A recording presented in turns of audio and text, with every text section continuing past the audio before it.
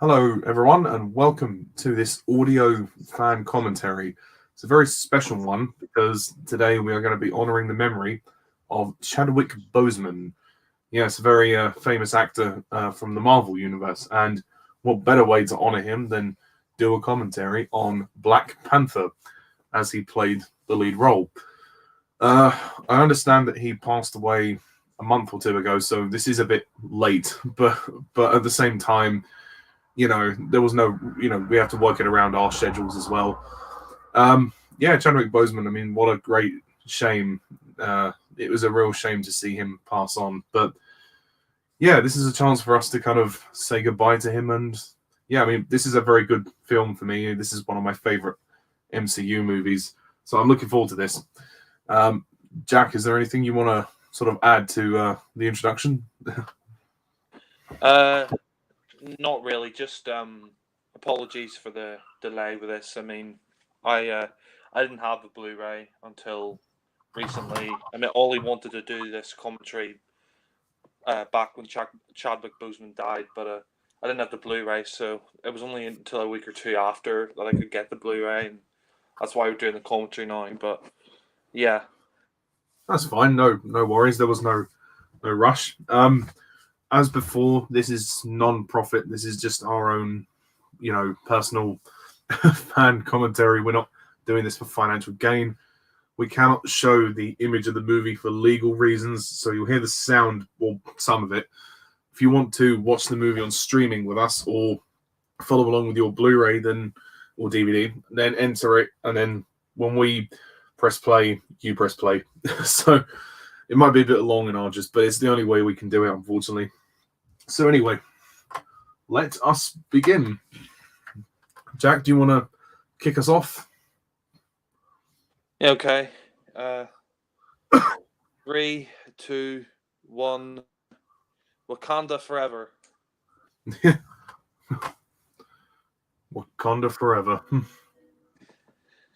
Yeah, I think Chadwick Boseman's death came as a shock to everybody because he's a very young guy, or he was a very young guy. He was only in his 40s, and when you see him in Black Panther, even though he was fighting cancer at the time, he looks like the peak of his physical form. So his death is really kind of, I think, shocked everybody, not just Marvel fans, but just people in general, because he's so young. But yeah, I definitely agree. It was a real shock because I never even knew he was ill. He managed to mask it very well, and yeah. But as for the movie itself, I mean, wow, this is a really visually stunning opening sequence explaining about their world and Wakanda, and I love the sort of the idea of the vibranium and everything. It's a really interesting idea. yeah, and I think this is definitely one of the best MCU films. Although saying that, it is interesting. I remember going to see this back in 2018, and I remember that the cinema was packed out, and the places that we went to see, me and my friend went to see the cinema. Like, two of the places we went to see it at were sold out. So we thought we weren't going to go see it because it's such a popular film, but we managed to. We were able to get a seat at the third cinema, but it was still like jam packed. But show how popular this film was. But Yeah, that's actually very true. I think this is a film that people wanted to see for a while. I mean, not just because of the character in the comics, but also because of the from a sort of for the Me Too perspective, the fact that it was kind of an all-black cast and it was a superhero movie, and it was labeled as sort of a game changer in that respect. And yeah, there was this massive buzz around it, and it even got Academy Award nominations, which was very good. So I think it's a very important movie, whichever way you look at it. Even if you don't like the movie, it is very important in terms of the MCU, but also I think the sort of Me Too movement. Well, I wouldn't say Me Too. I would say more for the black community. It was a bigger film. Um, it was a pretty big film for the black community because there haven't been that many black superheroes on screen before. I mean, you had Blade, but that was really it. You know, not that many, not that many black superheroes on film. So I think for the black community, this is a big film.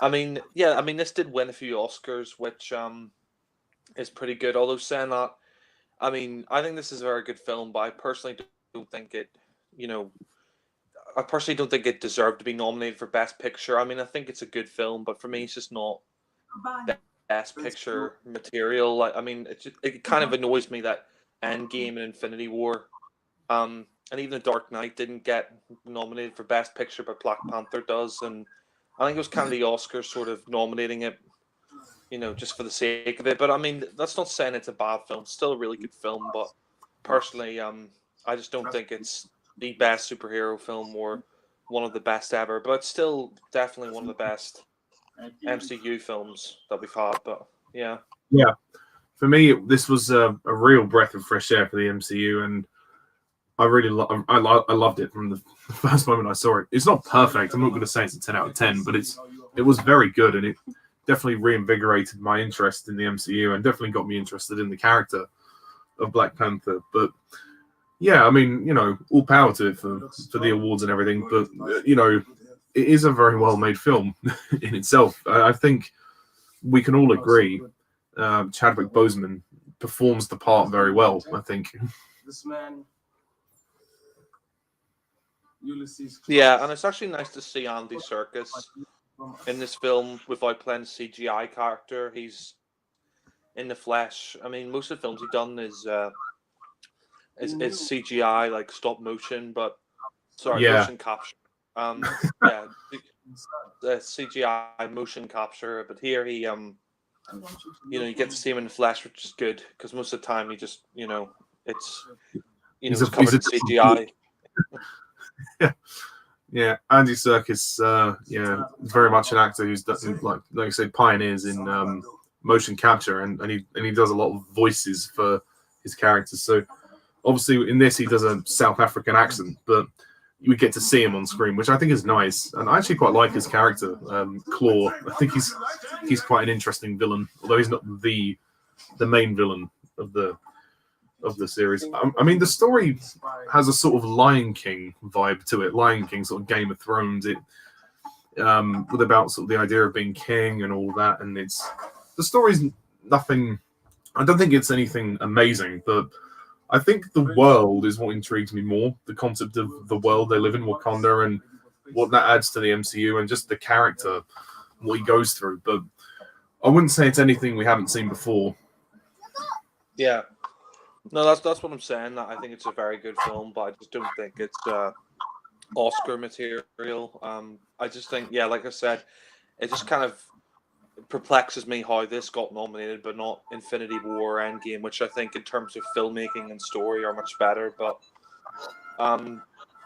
this film, you know, I mean, I suppose fans of Black Panther have been waiting for it for a long time because we first saw Black Panther back in Captain America, Yeah, the third Captain America film, Civil War. So they had to wait a couple of years for this film, but yeah, definitely. It was. I think it was worth the wait. It generally got a very good reception, better than most MCU movies. Before this, I think the MCU were kind of in a bit of a routine. Like they were just kind of pumping out this sort of similar films, some of which I enjoyed, but others it did feel like, okay, they're just making comedies again. And this was it was different, and I liked it. I mean, Doctor Strange was also another one I thought was different. you just had Civil War, which I thought was different, and I think did Infinity War come out the year before, or I think it was 2018. I don't know. Infinity War was released a few months after this, so that was May. This was February.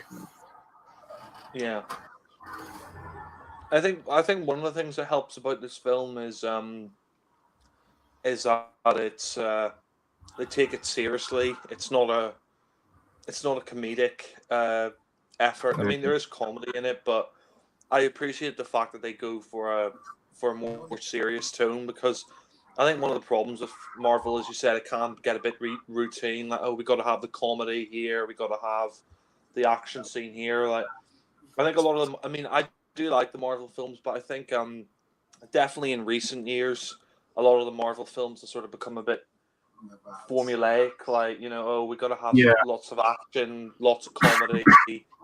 And I think what's refreshing about Black Panther is it takes its subject pretty seriously. It doesn't, overdo it with a comedy, but yeah. I definitely agree. I mean, I don't mind the comedy on some occasions when it's done well, and there is comedy in this which I do think doesn't work. That's one of my flaws with this movie. There is some awkward comedy. It just doesn't feel right with the tone of this film. But I think Andy Serkis is quite funny. There's a couple of moments I laughed at with him, but I would have rather they just kind of scrapped the comedy entirely, because the tone itself isn't dark as such. It's serious, but I'm not saying don't have a laugh, but I just think sometimes they go for the jokes unnecessarily. But yeah, this is quite a good action scene. We first get to really see Black Panther in action since Civil War. Yeah, I mean, I thought he was really great in Civil War. So, yeah, to bring him back for this and make it like a big, film of his own, I thought it was pretty good. But yeah, I mean, this stuff here is pretty serious. Like I said, I mean, you got some comedy, but this scene here is very serious. I mean, it kind of feels more like a DC film, like with the serious tone that they're going for. But yeah, which is weird because I felt Aquaman felt more like a Marvel movie. With the Aquaman was very cheesy, I thought, but I still enjoyed Aquaman, but it was cheesy. yeah, I think you can make an argument for many superhero films that they're cheesy, but yeah. Yeah, and I like the fact that the way they shoot the action scene as well. Like there are some sort of varied camera movements, but it's not all really close on shaky. I hate it when films shoot with shaky cam. I just think it's distracting. Like with this, the angles are varied, but you can see what's going on, and that's the most important thing in shooting an action scene. I think it's sometimes better to shoot a few more wide angles as well, so you have a bit of perspective. Otherwise, it's sort of a blurry mess. The camera's just throwing itself all around the place.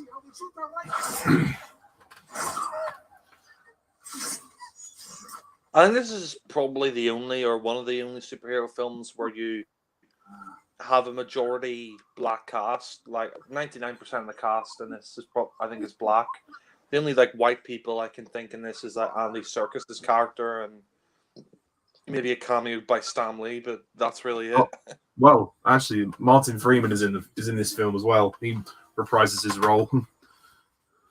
Yeah, but I mean, most of the cast is black, which is interesting. It's a nice change. I mean, because they set it in the fictional African country of Wakanda, and it's interesting how he sort of gets his powers from that, like from Wakanda and stuff like that, and he turns out he's king of Wakanda, which is pretty good.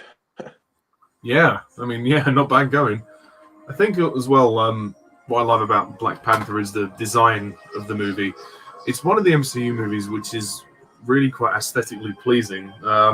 When you get to Wakanda, it's just beautiful. I mean, it's a city surrounded by technology, but it's in a really nice part of the African continent, which is great. That music there, I'm just expecting them to go why Yeah.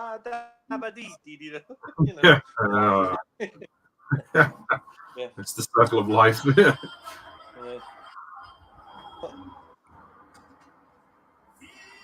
This looks really good in Blu-ray. Yeah, it's visual. This film is visually stunning, I think. Yeah, you definitely get Lion King tribes and stuff like that. And it's nice to sort of show off the location of Africa for this film. Yeah, that's what makes this movie quite unique. It's one of the rare occasions where they can go to Africa, which is not only where they go often. Yeah. That is really well done. The CG is impressive.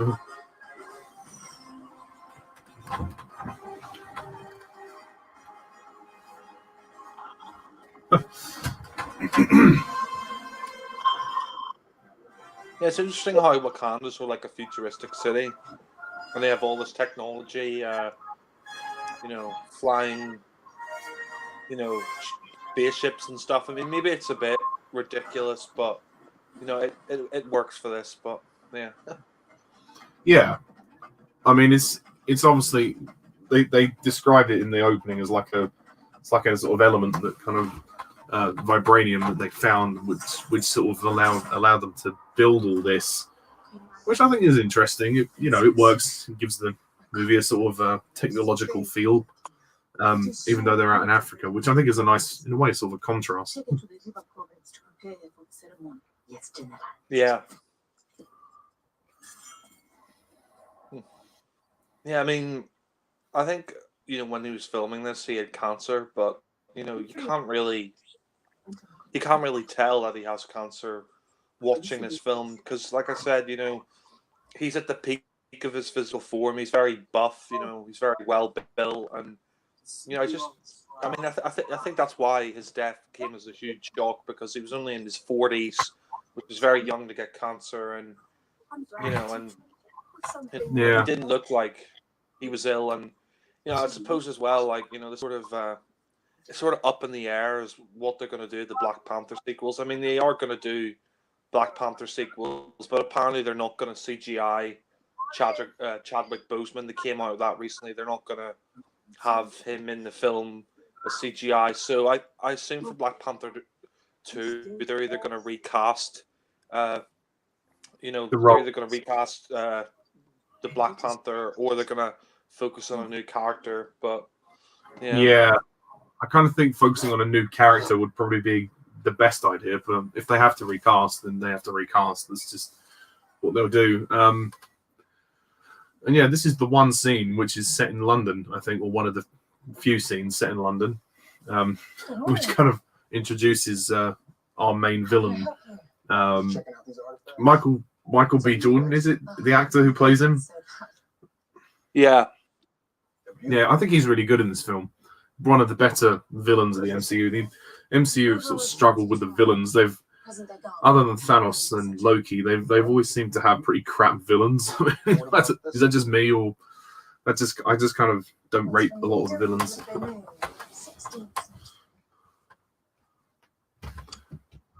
Yeah, the only villains I really like in the MCU are Michael B. Jordan's character here, Thanos, Loki, and probably Jeff Bridges from the first Iron Man, but yeah, the rest aren't very good.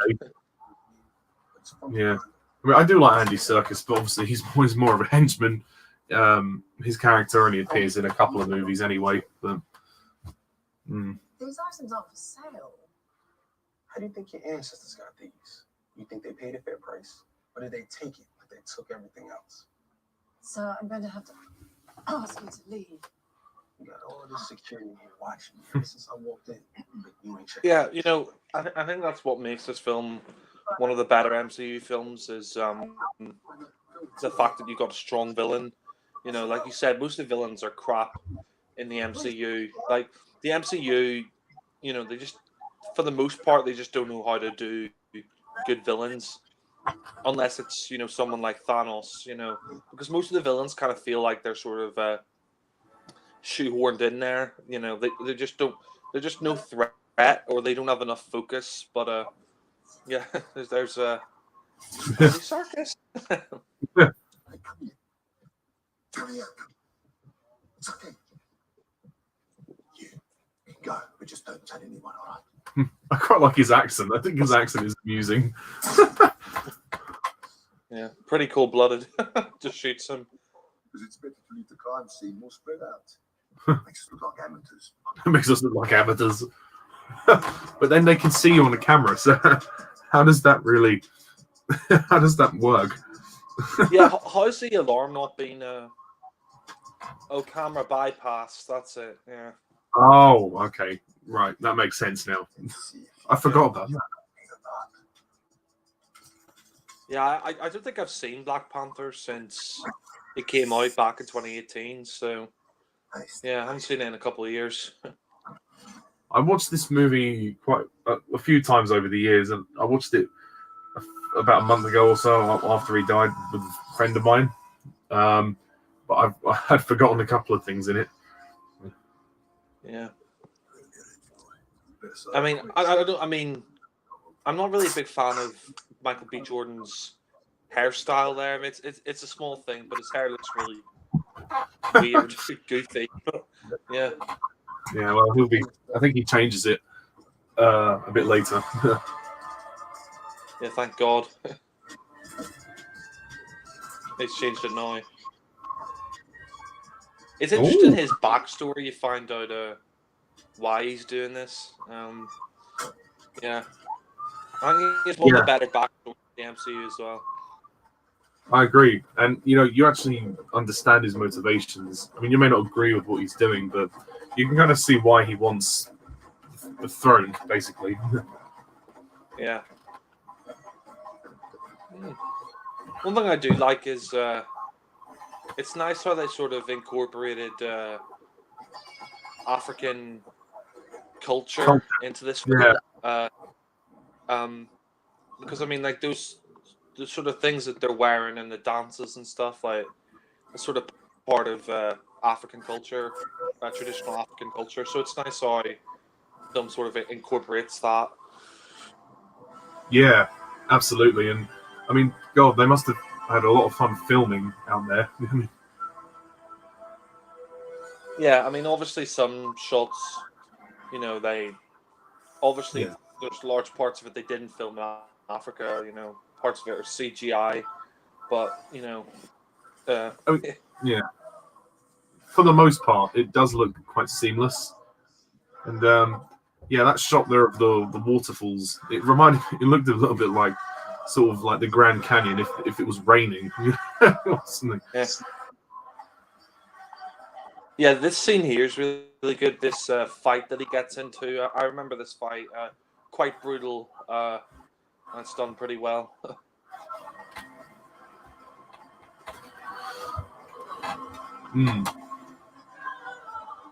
I love the costumes as well for all of them. I think the artistry of this movie really speaks levels over other MCU movies.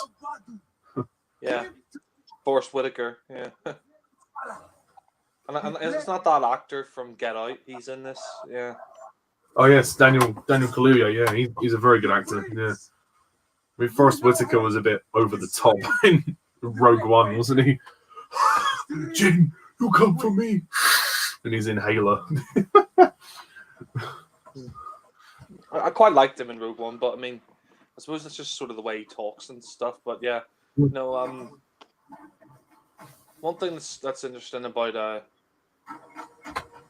this film is I like the fact that it doesn't really I think what benefits this film as well is that it doesn't really try to link itself too much to the other MCU films. So I think one of my problems with the first Spider-Man film with Tom Holland was that they had to like constantly tie it back to the MCU. Like you had Iron Man in it, and then at the end they give him the Iron Man Spider-Man sort of suit, and you got Tony Stark. Like, I like that this film is its own sort of separate movie. It's not trying to tie itself into the MCU too much. You know what I mean? Yeah. Yeah, I can see what you're saying. I mean, to be fair, the point of the MCU is to be one massive film series, so I can understand why they want to link all the movies together. But I mean, with Homecoming, I think it was mainly for me the ending that really just bothered me. I was like, this is just too self-referential. Like, we don't need this. Like the whole thing with the wedding ring and everything, that was just too much. Fair enough, bring him to the base, and have him say no to joining the Avengers at that point. But just the bit with Pepper and Happy was just pointless. It didn't need to be there. Yeah. No, yeah, I know what you're saying about the.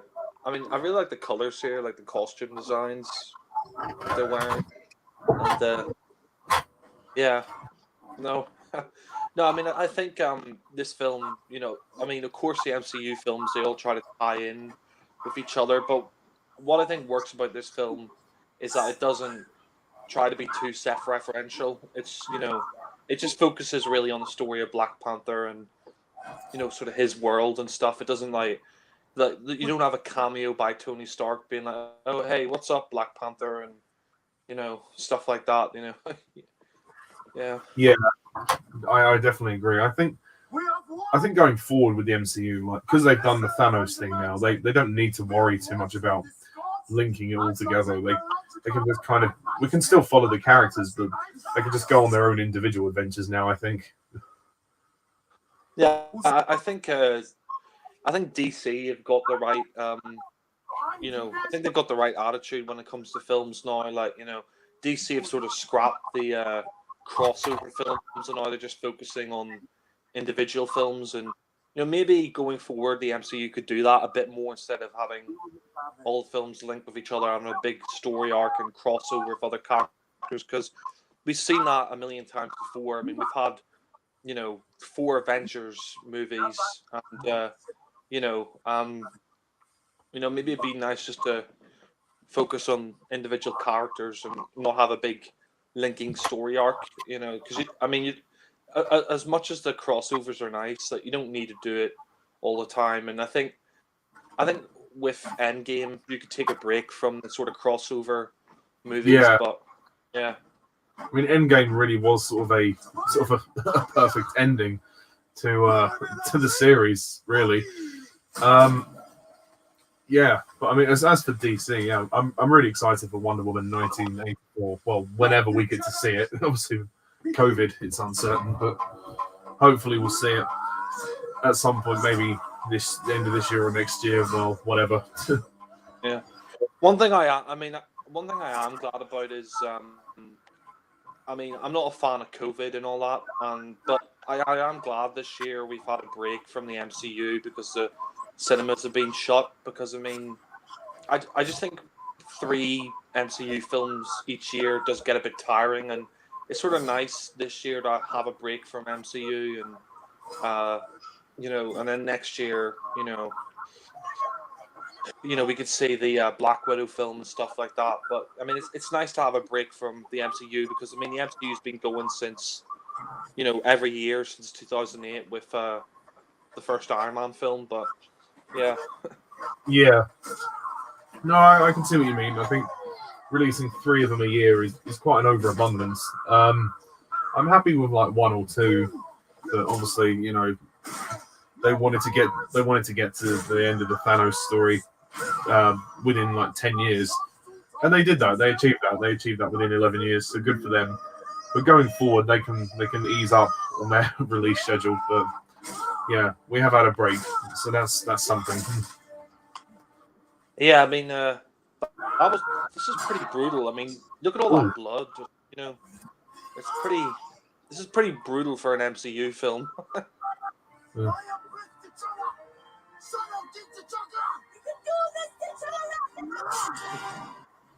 Whoa. Yeah, this is a really very well choreographed fight. I think the direction by Ryan Coogler is very, very good. Yeah. This is a pretty brutal, pretty scary. Yeah. Pretty close to the edge. Yeah. Over the hedge. Sorry, wait, wrong movie. Yeah. I've forgotten about that film. I reviewed it like a couple of years ago. Since then, I just forgot about it. It's such a forgettable movie.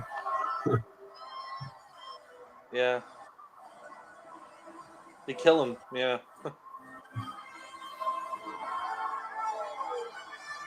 Oh, no, he Well, didn't kill him. oh no, he was never going to kill him. It was just a challenge for the throne. So the other guy yielded. Yeah. But, he could have killed him if he wasn't careful. But yeah, it's a bit of an odd way to throne somebody, I suppose. Yeah. Well, suppose they want to test him to see if he's a real king. Sort of man-on-man fight. Sort of prove your worth, that kind of thing.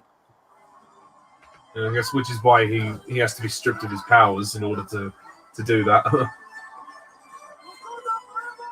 Yeah. Wakanda forever. Portcullet. Portcullet knows the truth.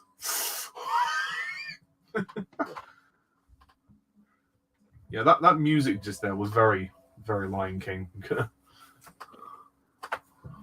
Yeah, actually, I forgot how visually good this movie is. Like, pleasing. Like, I think the colors are really, really nice. Nice range of colors. Yeah. The only thing about this scene, thank God Hayden Christensen isn't in it, because he doesn't like sand. It's coarse, rough, irritating, gets everywhere. Yeah. I killed them, and not just the men, but the women and the children too. I hate them. I swear we did a commentary on that, didn't we? Yeah, I'm not doing a commentary on that shit again. Sorry. Yeah. It'll be 20th anniversary of Attack of the Clones in a couple of years' time. Oh, God. Yay! 20th anniversary of George Lucas's fucking answer to 50 Shades of Lightsaber. Yeah. Bloody hell. I actually can't believe it's been 20 years since the start of the 2000s. Fuck. Yeah. Yeah. That's weird. Time flies. Yeah. It's a real shame because Chadwick Boseman didn't have much of a professional acting career. I looked it up. He only got into professional work in 2003, so he really wasn't big until Marvel, which is a real shame. So his death is really it's a real short-lived of his career, of what his career could have been if he'd have lived, of course. But sadly, it wasn't meant to be. No, it is a shame because, yeah, I mean, he was very young. He was only like 42 or something like that, maybe a little bit older. But he was a very young guy. Like maybe if Black Panther had come around when he was younger in his 30s, maybe he could have had a more varied career. But I mean, no, it is a shame just like that he that he died so soon after Black Panther, and he never really got to sort of stretch his acting muscles, which is a shame. Like he could have had a very long career and he could have been in a lot of other big movies, but sadly that wasn't the case. And yeah, I mean, I don't know how you're gonna really replace him in the next Black Panther film. I mean, personally, if it was up to me, I'd just scrap any more Black Panther films, but I think the MCU, for them, it makes too much money, so they're either going to recast or focus on a new character, which, I'd be happy if they focused on a new character, but I suppose it's called Black Panther. But yeah, I mean, what they could do is they could get another character to play Black Panther, like just have another character come in and he can take on the mantle of Black Panther, but yeah. Perhaps. I kind of see them going down the route of just recasting Chadwick Boseman when the time is right, when the dust has settled. I mean, right now there's the COVID pandemic, so I don't think they're in a rush to do anything. Well, they may have done, I don't know. But I think it's going to be a very weird experience watching the next one. And I think because this first one was so successful, it made so much money. And it was critically and and from the audience perspective, very well received. So it was a roaring success, and they don't want to stop it there. I think I think it's yeah, I think they definitely want to pursue it, but obviously Chadwick Boseman's demise sadly makes it more difficult for them. Because he would have done it. He was on board for it. He signed up for it, but it just, yeah, sadly the circumstances made it not to be. But if they do recast him, I hope they find somebody good and someone who will pay respect to Chadwick Boseman. Yeah, I mean, with the whole COVID thing, I don't think you'll see Black Panther 2 till at least 2022. I mean, I'll give Black Panther 2 a chance, but I mean, if it was up to me, I would just, I would just end it after one film. But like I said, I think Disney, the MCU, they probably realized, the first film made well over $1 billion.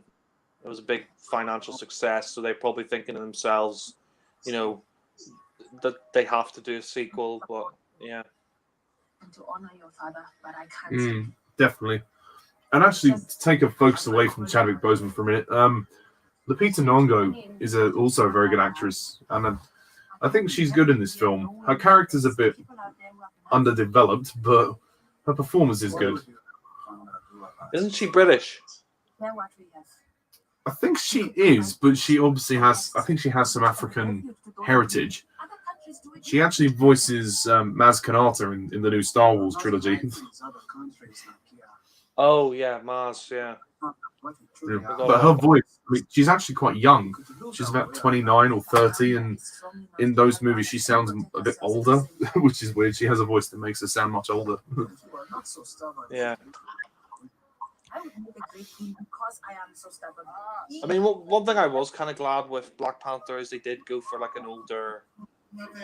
I mean, 40 isn't really that old, but I'm kind of glad they went with a more experienced protagonist, because we have a lot of young superheroes like Spider-Man and stuff like that. So it's kind of nice to go for like a more experienced character who's like a bit more wise than Spider-Man, sort of seen a bit more. But yeah. Yeah, I know what you mean. And I think in the comics, he was written to be that. He's written to be a man, he's not a boy. Although they may have comics about him growing up. But in most of his stories, I think he is meant to be the age that he is. Well, I would assume so. Yeah. I mean, Spider-Man, Peter Parker, he's just the sort of average, everyday school kid who most people can relate to. And I think that's what makes Black Panther interesting, is that he's probably the most unrelatable hero of the bunch to me. My love. Yeah, I mean, there's also that stuff with, along with Thor, because I don't think anybody can relate to Thor because he's a god. well, maybe people can relate to Fat Thor, but yeah. Ulysses plans to sail. I mean, I know that's like a traditional African thing with their lips, like they do that, but that guy just looks ridiculous. Yeah, what is that? I mean, no disrespect to anyone from there. I've never understood it. Surely that's really bad for the lips. They do that in African countries, but I just don't know why they put it in this film, because it just looks ridiculous. Like this guy with this big, long, lips. But yeah, it's like he's got it's like he has a frisbee stuck in his mouth. It's just weird on a visual level. Yeah, exactly. It's like he swallowed a plate or something. You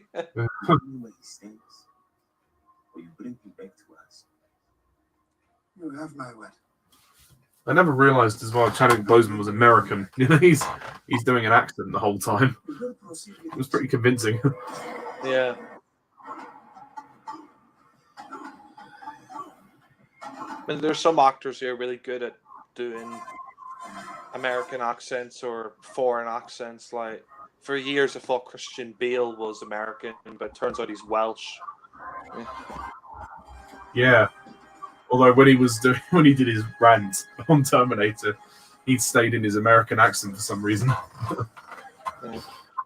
Yeah, some actors do that though. Like if they're sort of if they're sort of method acting, they sort of keep that accent going even when they're talking. But yeah, Yeah, and I think as well, maybe one day we should do commentaries on the Terminator films, or maybe the first two. yeah.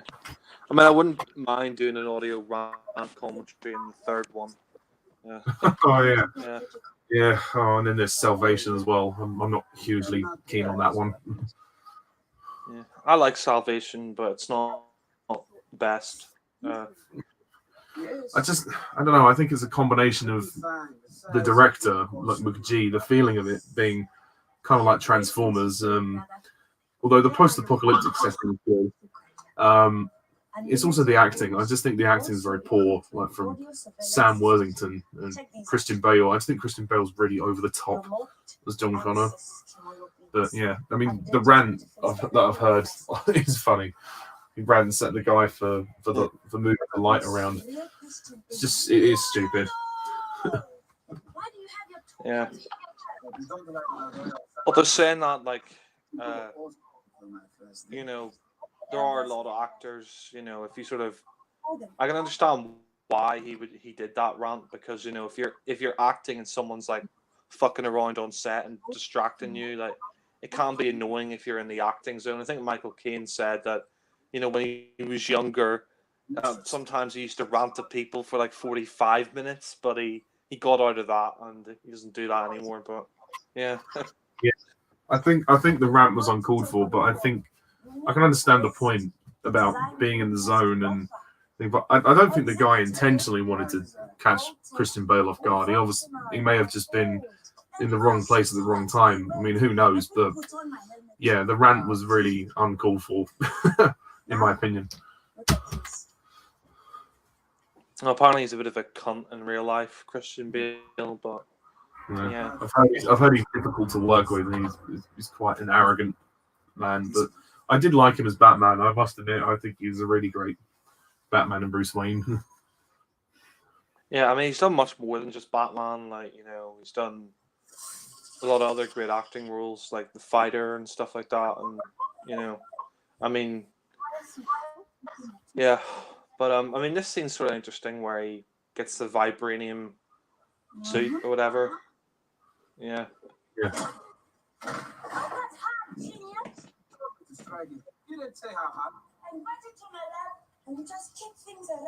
No, it is a shame that, you know, we didn't get another Black Panther film. But I mean, at least we had the first film. I mean, I think it would have been even more tragic if Chadwick Boseman, if he only played Black Panther in Civil War. Like, can you imagine if he passed away of cancer, like, back in 2018? You know, we would have only had him in Civil War. So at least he got to do one film, like, as Black Panther. But, yeah.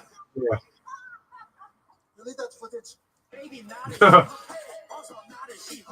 But yeah, I think you're right. It would have been a real shame, and so that makes this movie in a way much more sentimental now. It's going to stand the test of time even more so because of his passing. As well, it was already sort of deemed as a classic before he died, and now with him dying, I think people will have even more respect for it. But I like this section in South Korea. It's quite a good change of scene. One thing I will say is it's a good film, but I think, you know, there has been a few talky scenes.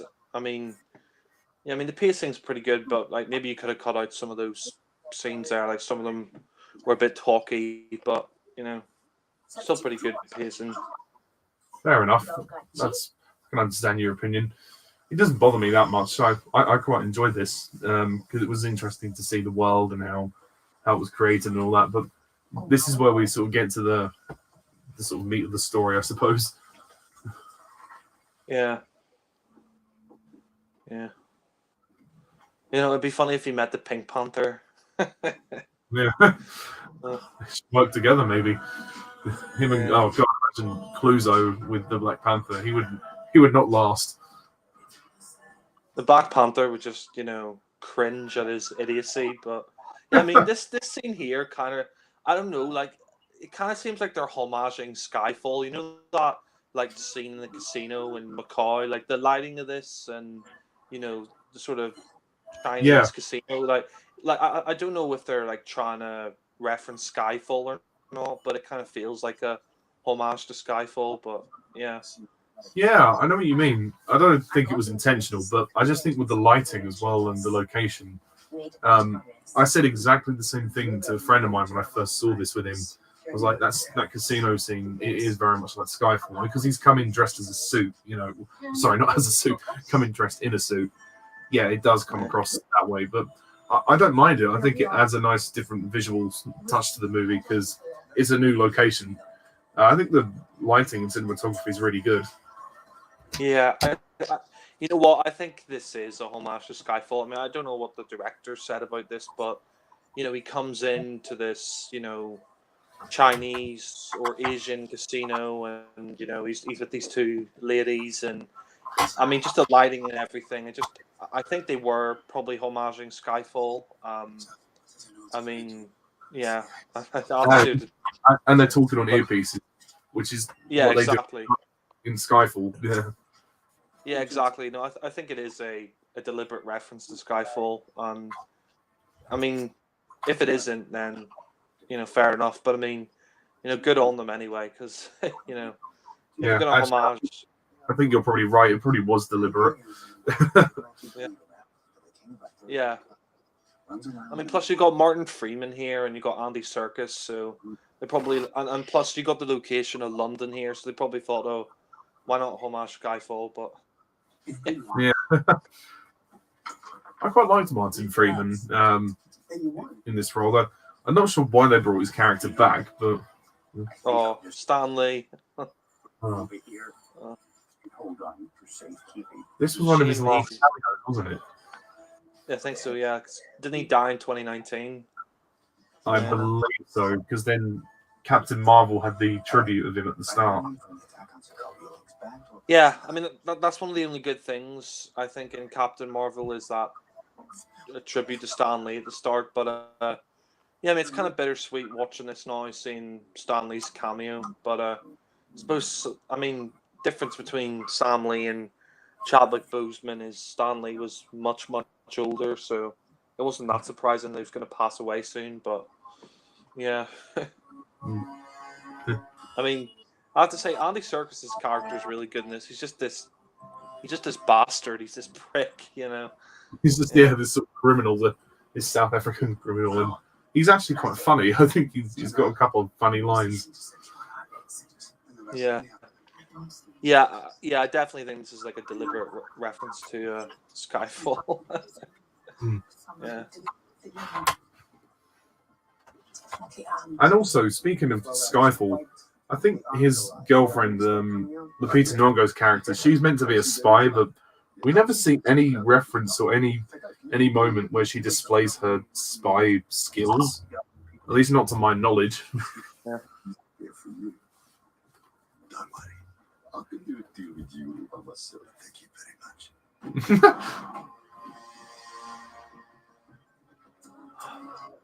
It's funny, I think. Because it's like Bilbo and Gollum reunited. Instead of the ring, he's after something else.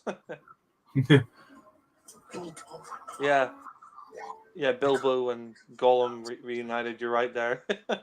My precious, or whatever. Yeah. What's he fucking stuffed it down his cock?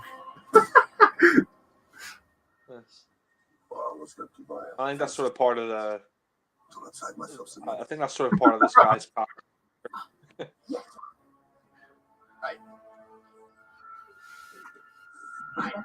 Oh shit! You know what? They should have just said right here. It's the circle of life. Yeah, I mean Skyfall said it. Yeah. This is probably one of my favorite action scenes in the film. This chase scene that happens after this, the car chase. Yeah.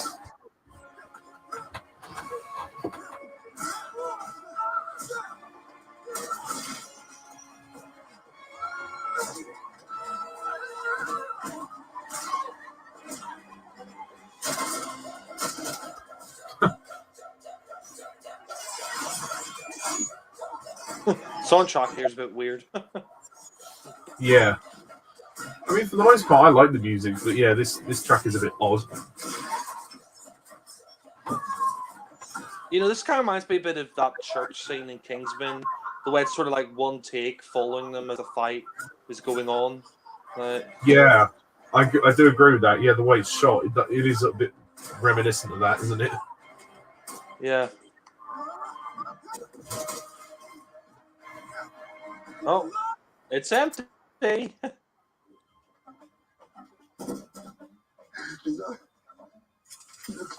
do kind of like that.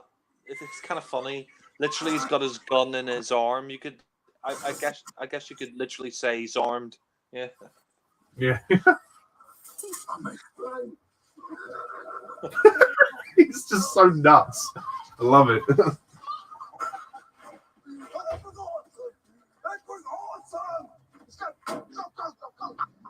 And isn't Andy Serkis directing a MCU film or something? Or he's directing some movie apparently.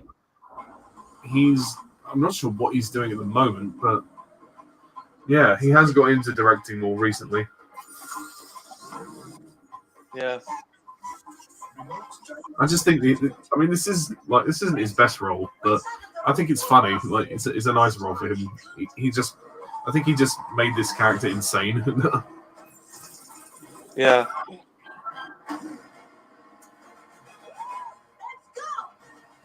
I could just imagine him saying, "What a day! What a lovely day!" What a day! What a lovely day! Yeah, it's a pretty good car chase.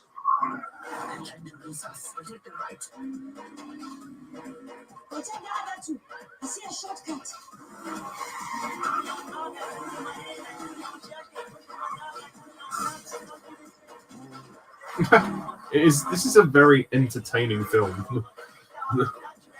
Yeah. It's fun to watch as well. Like,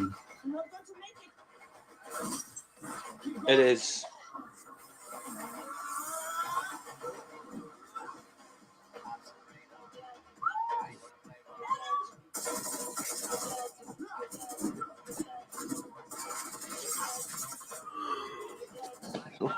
Oh shit! Whoa! George Lazenby would go flipping the car all over the place. It's a good job that Tracy drove in on a Majesty's Secret Service. You know, maybe I should do an edit of this car chase scene with Bond chasing after them. Yeah, we should actually. Yeah, that would be fun. Yeah. Someone did an edit of all 6 of the Bonds chasing each other, which was not fun. Yeah. The music is a bit strange. I will agree there. It's just someone making noises. Yeah. Well, I mean, one thing I was wondering, that actress, like, I wonder if she deliberately shaved her head for the movie, or she was wearing like a bald cap. Who knows? Maybe she did shave her head. Karen Gillan shaved her head for Guardians of the Galaxy. Yeah. I mean, if it was me, I don't know if I'd shave my head for a movie. I'd probably ask to wear a bald cap, but yeah. Yeah, because if the part absolutely required it, then possibly. But yeah, my hair usually grows pretty quickly, so I'd have to keep shaving it.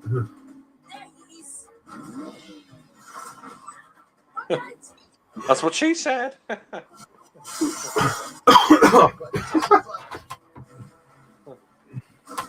I mean, yeah, this is a fun chase. Oh shit! Nice slow motion. One thing I do find a bit unbelievable. I mean, in the MCU is like, oh, funny. Yeah, fair play. That is quite funny. Yeah. I mean, one thing I do find a bit unbelievable in the MCU is that all the superheroes sort of, apart from maybe like Endgame and Infinity War, they always seem to come out of every action scene without a scratch. Like, yeah, even after there's like mass destruction and cars blowing up, and yeah, there is a lack of brutality with certain characters. Although obviously we know what happens to Tony Stark in the Endgame, but yeah, I think Captain America's probably the closest one who you'd feel it when he got beaten up. You'd feel the pain, and you could see on his face the injuries. With the others, not as much. Yeah. I mean, I can understand why some people aren't a fan of MCU and stuff, because they sort of feel like there's sort of like a lack of sort of weight when it comes to, damage in the films. I mean, that's the sort of thing with superheroes, is that they never really get that hurt. They sort of save the day, and that's sort of it. But I mean, I think there are exceptions. Mercy, mercy! I just love when he says that. But no, I definitely agree with your points to a certain extent. Yeah.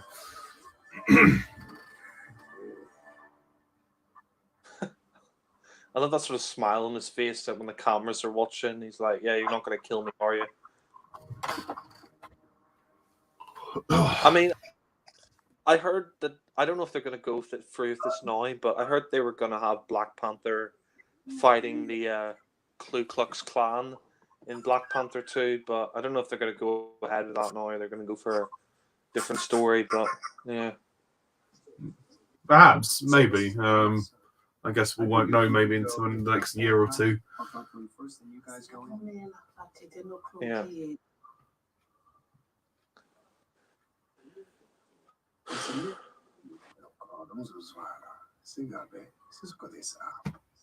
I tell you what, though, if this film was called White Panther, it'd be trashed.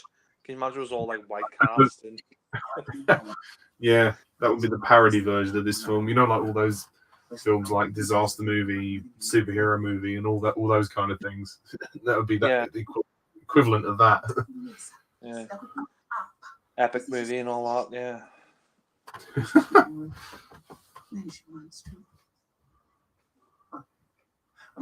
Yeah, no, this is one of the better MCU films for me. Definitely one of the better ones. Yeah, I agree. It's definitely probably my top 10. I don't know if I put it in my top 5, but it is very good. And Martin Freeman, I will say, I mean, he's good in pretty much everything I've seen him in. He plays Watson and Sherlock and Bilbo and Hobbit and stuff. So I mean, Martin Freeman, I've always really liked him as an actor as well. Baby, don't hurt me no more.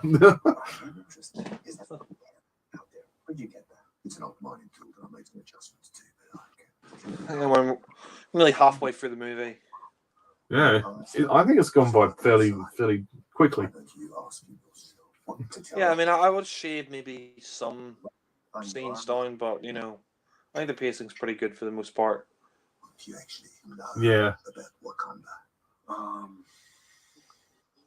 Shepherds, textiles, cool outfits. It's all France. Almost got a bug on him. Listening in. It's quite clever, actually. In South America, but it was in Africa. Hold on. A technological marvel, all because it was built on a mound of the most valuable metal known to man. It's interesting that his arm is literally a gun. Yeah. I wonder how he lost his other arm. Since he lost his arm now, since they've taken it off him, he should say, you should let me go. I'm armless. Yeah. That's a nice fairy tale, but Wakanda is a third world country, and you stole all their vibranium. I stole.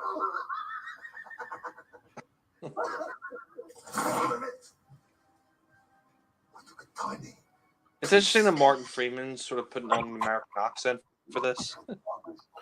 Yeah, because I think in Civil War he appeared as like a CIA agent. I think that's his character, so I guess it required the American accent. Would have been strange to have an English CIA agent. Yeah, that would have been a bit weird. I mean, they could have made him an MI6. I suppose so. But no, I think his American accent is decent. It's good enough. It's not just a bog standard American. You know, it's not regional or anything, but he does it well. I think. No, he does a good accent. Yeah.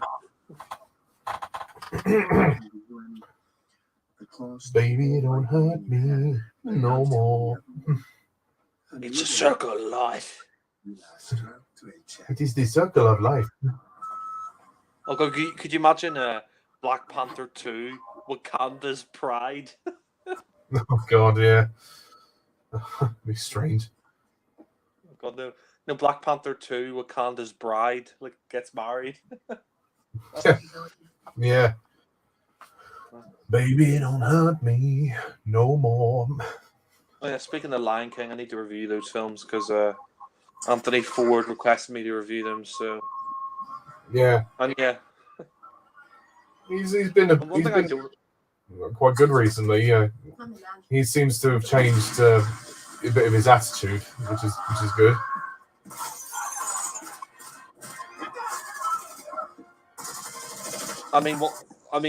I bet you're. You already know the news, but I suppose I think everybody's they don't see the point of doing Lion King 2, but yeah, apparently they're doing a sequel to the Lion King film that came out last year, the remake, which I don't see the point of, but yeah. At the end of the day, that's most films now. Like they're all just made for money, so I don't get annoyed about it anymore. It's just I just kind of accepted it. They make half these things for money, even if the original films aren't that good. So yeah, I'll probably end up seeing it for the channel, but I don't really want to deep down. Yeah, still waiting for the Trolls 2 review. Yeah, you will get it. I promise you'll get it. But I want to try and wait till it comes to Netflix, if it ever comes to Netflix.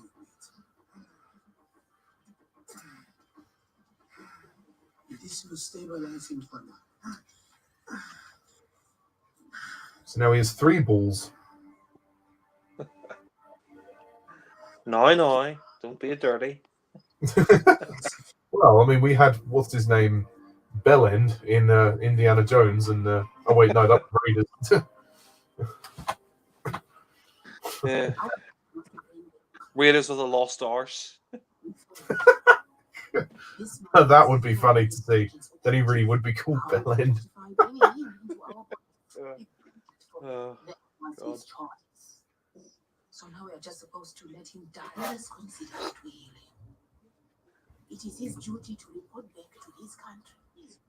And as king, You can't let him die. It's Dildo Daggins.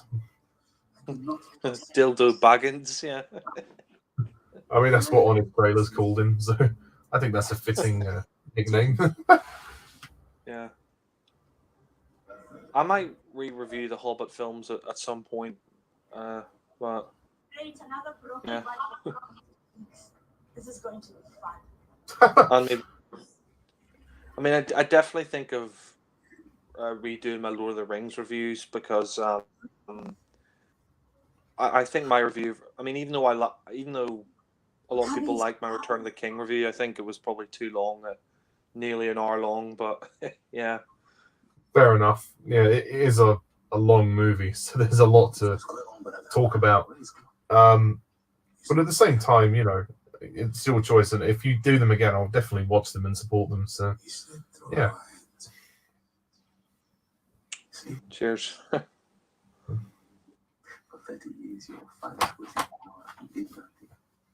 Back in black, I hit the sack, Should have played that song in this. Yeah. Yeah. Because that wouldn't have felt out of place. Well, it's called Black Panther, so back in black or painted black. Yeah. I guess it would have reminded people too much of Iron Man, because that was sort of his song. Yeah. I actually remember seeing. They played it in Spider-Man Far From Home, actually. Yeah, I remember that. Yeah, I saw. I remember seeing Iron Man 2, and they AC/DC did the soundtrack for that. It's pretty good. Bonnie and Clyde routine instantly. Bonnie and Clyde routine. Put your guns down now. Sorry, Eric. Great film, Bonnie and Clyde. Oh shit, he's dead. Oh, he's alive. He shot his own girlfriend. Jeez. This guy's I a... mean, it kind of shows you how much of a bastard he is. He doesn't care. And the nose claw. Uh-oh. I don't want to go. I don't want to go. Savages. This is what they do to people like us. I ain't worried about no brand. Check these out. Ugh. You can scar yourself. Yeah, I don't know. I find that a bit weird. Just being outside. The scars. You're crazy thinking that you could walk. Yeah.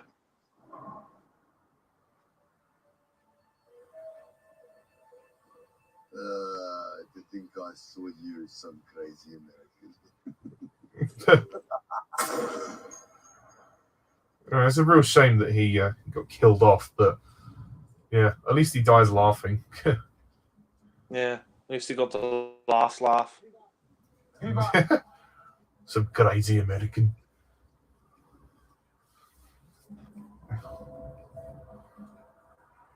It's not bad. Just want to see the world burn. Yeah. Buy cocaine. What happens to my arm? I have to say to you, Mr. Black Panther, Mom taught me. that you have got to finish it for Mr. Wayne. Actually, I quite liked Michael Caine's cameo in Tenet, and Yeah, he's quite good in Tenant, yeah. And he played that millionaire guy. Yeah. I think Tenet will be out on DVD and Blu-ray for Christmas, I reckon. Yeah. You know, it's funny. I think out of the recent Nolan films, it's probably his. It's the film that's probably the most divisive. Like on Rotten Tomatoes, it's only got like 70% and I think a lot of people not like Tenet because they think it's too confusing. But yeah, I mean, 70 is not a bad score. I can understand how that might be disappointing for a Nolan movie, but yeah, I mean, it is a little bit confusing when you first watch it, which is why I think it's worth 2 viewings to fully understand it. I kind of get it now, but the first time it was a bit like, well, I had to really pay attention. He does sometimes overcomplicate his plots, but he's still a talented director. yeah. Oh no, but I think in comparison to the other Nolan films, that they got like 80-90%, and yeah, I've seen a lot of people say, "Oh, Tenet is unwatchable because it's just so confusing." I mean, I personally, I think you need to watch it a couple times to fully understand it. I mean, by the second time I watched it, I understood everything that was going on in it. So, yeah. It's like if Doctor Who met James Bond crossed with Christopher Nolan. That's kind of how I see it, which is a good way to see it. And then, I mean, I prefer it to Interstellar, actually, which might be controversial, but I think Interstellar is slightly overrated, but it's still very good. But that movie is too long, I think. Yeah. I think Nolan's films are like, he's always trying to challenge the viewer, and that's what he sort of did with Tenet. But yeah, this scene here is quite dark, where he kills this guy, and it turns out that was his. That was Michael B. Jordan's dad, I think, in this. But Yeah, because Killmonger, the villain, he's Black Panther's cousin. So he's like Black Panther's dad killed his own brother. So that's that's a little bit of a interesting twist. I never understood why he had to kill his brother, though. I mean, I know his brother had a gun, but I couldn't he have knocked him out instead of stabbing him? But yeah, I think it was due to the fact that his brother had sort of an affair or had some. I don't know. I can't remember. I think he he left Wakanda or something because he fell in love with an American woman and then they had a child, and I think the matter was concerning the child. So yeah, I'm not sure what, I can't remember. Yeah, no, I mean, I think Michael B. Jordan's very good in this, and I think he is one of the best villains because he is one of the best, villains in terms of backstory. Like, you find out that Black Panther's his cousin, and his dad was killed when he was very young, and he's sort of been going on this revenge quest his entire life to find Wakanda and find Black Panther and kill him. And he's one of the most like fleshed out villains in the MCU, and I think that's what makes him one of the best, is because he has that personal motivation. But Yeah, yeah, definitely. And also the fact that he uses the claw as his sort of bargaining chip to kind of get in and claim his birthright is interesting. How he sort of does them a favor by killing Claw, but then obviously he has to challenge him, which is interesting. Yeah, no, he is very fleshed out, and I definitely think he's one of the best written villains in the MCU. yeah, definitely. And it's just a shame that they couldn't really, apart from Thanos and Loki and stuff, it's kind of a shame they couldn't really flesh out most of the other villains in the MCU. I think most of the other MCU villains, they sort of take a back seat to the rest of the film, But Yeah, same. I mean, there are some across some of the films which are fine and which are okay, but they're not like amazing. But there are quite a lot of them which are disappointing. I mean, especially in Thor: The Dark World, you got Christopher Eccleston plays an evil elf king, but he doesn't really get anything to do, which is a shame. So yeah, take that how you will. Yeah. Yeah, I mean, it's slowing down a little bit, I think, here. Maybe, I think maybe instead of making this 2 hours and 14, you could have made this bang on 2 hours, but, it's still, pacing's still pretty good. Yeah, fair. I can see what you're saying. It is quite talky looking back on it, but I still really like this movie for what it brings to the MCU, and it's very individual in itself. And I mean, I think it moves fairly okay, but it is long. It is a bit lengthy. But it's not the longest movie in the MCU. God no, it's not like Endgame. Yeah. I mean, I think I think the MCU, I think I think the ideal time is 2 hours. I mean, you can't go over that if you've got a lot of story, but I think, with a film like Endgame and Infinity War, it makes sense that they're like nearly 3 hours long. But I think some MCU films, they don't all need to be like 2 hours or over that. But yeah, I think 2 hours is the ideal length. But at the same time, sometimes they probably need to be. They feel like they need to be a bit longer because they've got quite a big story to tell. But yeah. Yeah, I can see what you're saying. I mean, 2 hours is kind of it's an average length for any film, really. But I mean, with Endgame, I can totally understand the 3 hour runtime that was kind of justified with so many characters and so much in the story to sort of tie up, and they really did it well. I think they had a great 3-act structure, and it was thrilling. It was, and it moved very quickly for me. Yeah, I mean, I actually think an ideal length for some films, doesn't even need to be 2 hours. It could be like an hour and a half. It's just how you pace the film.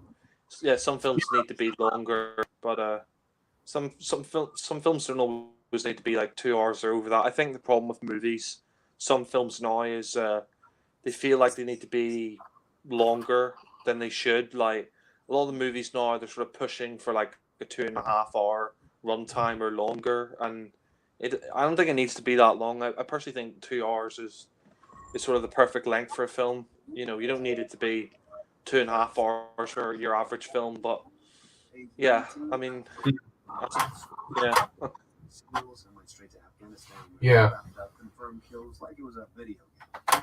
Started calling him Killmonger. This is where it gets kind of interesting, where they discover who he is, and then they realize that, you know, T'Challa realizes he might possibly lose the throne to this guy.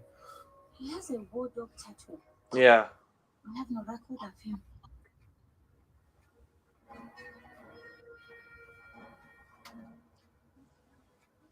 You know, isn't like Wakanda hidden at this point? I don't think that they reveal Wakanda to the world, I think, until the end of this film, if I'm not mistaken. But yeah, that's true. Because in the beginning of the film, they had to go through the shield to get there. I mean, and obviously Killmonger, he was using Claw to get there, you know. So because he probably spent years trying to find the place. So yeah, he had to make a deal and yeah. Yeah. Justice your king couldn't deliver. Uh-oh. I don't care that you brought Claw. The reason I don't kill you where you stand is because I know who you are. Now, what do you want? He wants the throne. You, the tuna. I'll sit up here, come. You know, it's kind of tragic in some ways that that they have to fight each other, because I mean they're cousins, and you know, you think as cousins they get along, but of course, you know, his dad was killed, and you know, he feels like, you know, he, you know, should inherit the throne, and you know, it's his rightfully, but yeah. And actually, the next sort of challenge scene when they do fight is really, I think that's even more brutal than the first one. When T'Challa, you know, loses it, he loses the throne and everything, and I think it really sort of catches him off guard. Yeah. Son, we have entertained the charlatan for too long. Reject his request. Oh, I ain't requesting nothing. Ask who I am. You're Eric Stevens. Use your aggressive feelings. Nicknamed Killmonger. That's who you are. Not my name, princess. I just imagine the Emperor there, be like, you know, good. Ask me. Yeah. Take him away. Sorry. The guy with the frisbee in his mouth. Yeah. I hate that. I don't know why. It's just really weird. It just makes me laugh.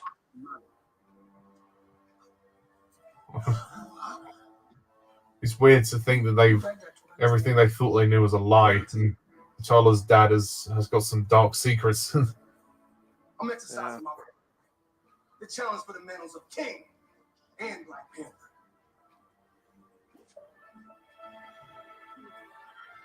Do not do this, T'Challa. As the son of Prince Njobu, he is within his rights. There's no rights here. The challenge will take weeks to prepare. Weeks? I don't need weeks. The whole country ain't got. I mean, how can somebody talk with that thing in their mouth? I just don't get it. Yeah, it's just a bit silly, to be honest. I accept the challenge.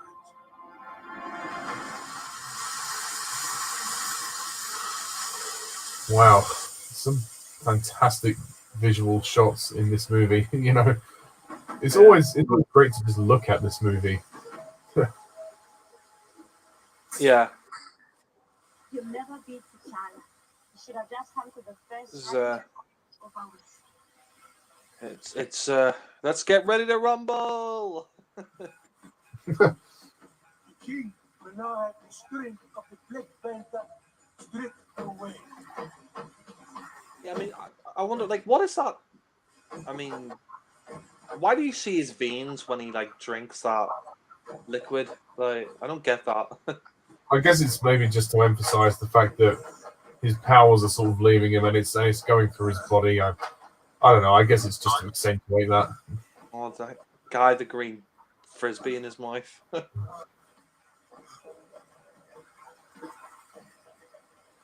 I don't know, but I mean, if that was me and they told me to wear that green frisbee, I'd be like, in my mouth, I'd be like, get out of town. Yeah. No, I don't know if I can do that. It's like, and also, how does one's mouth stretch that far, you know, to fit that thing in it? It must be so uncomfortable. Yeah. I mean, I have seen like African people who do that. They like have that thing in their mouth, but I just don't know why they thought I would put it in this film. But yeah. I mean, yeah. I mean, the marks here, I don't really get that. Like, what the like? How do you end up with all those marks on his body? It's meant to be a representation of the amount of people he's killed. So every time he kills someone, he gets a mark. Yeah. Yeah. Actually, you're right. But I mean, saying that, those marks look too clean. They don't really look like marks. They just kind of look like bits of stuff stuck under skin. But yeah. Yeah. It is a bit strange, but yeah, it doesn't bother me that much, you know. Oh. You know, Michael B. Jordan was in a Creed, so he should just, get out his boxing moves. Yeah. He's naturally a very good fighter anyway.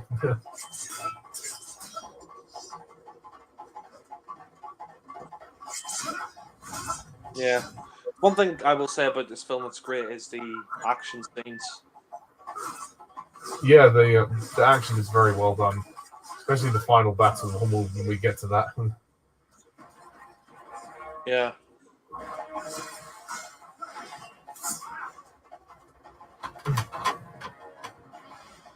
Ooh. And actually, I like the fact that the film is bold enough to show blood. Not all the MCU movies do that, and yeah, it's nice. They really are taking it seriously. Yeah. Yeah, I mean the humor in the MCU, it just gets. I mean, I do like some of the humor in the MCU, but it just gets a bit much after a while. Like, you don't always need every film to camp it up with the humor, and yeah. But I mean, this is pretty brutal. The fact that he actually gets his arse handed to him. He gets, he gets beaten up by Killmonger, nearly killed.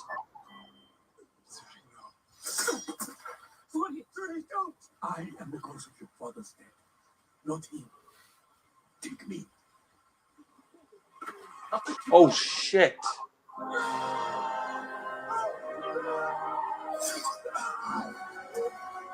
Oh dear. Forrest Whitaker.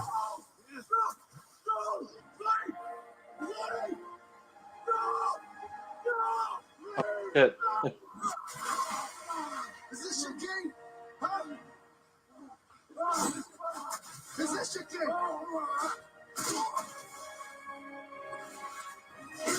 I mean, Black Panther is very, strong anyway. So, I mean, it kind of shows you how brutal Killmonger is. That he can, he can just, beat him up without a scratch, nearly kill him without a scratch. Yeah, and once again, obviously, without the powers, he really does struggle, and yeah, he's basically, he's at his lowest low now. I mean, I don't really understand how he could survive such a huge fall. I mean, I think he would be dead, but I mean, it's just a film. Yeah. Well, I forgot to mention, I also like his sister, Shuri, the one who gives him all the gadgets. She's basically she's sort of the African version of Q from the Bond series. Yeah. And they all hate him now because he killed him, or they think that he killed him. Yeah. But they have to be loyal to him since he now has the throne. Yeah. He got what he wanted. Yeah. Wakanda forever. Yeah. Well, Michael B. Jordan did a lot better in this movie than he did in the Fantastic Four reboot. Oh, God. Yeah, I haven't seen that, and I have no desire to watch that crap. It's not very good. What about the 1994 one? That's even worse. Yeah, I think everyone calls that one from 2015 Fan 4 Stick. Yeah. Before he becomes too strong. Overthrow. I was a spy and come and go as they so choose. I am loyal to that throne, no matter who sits upon it.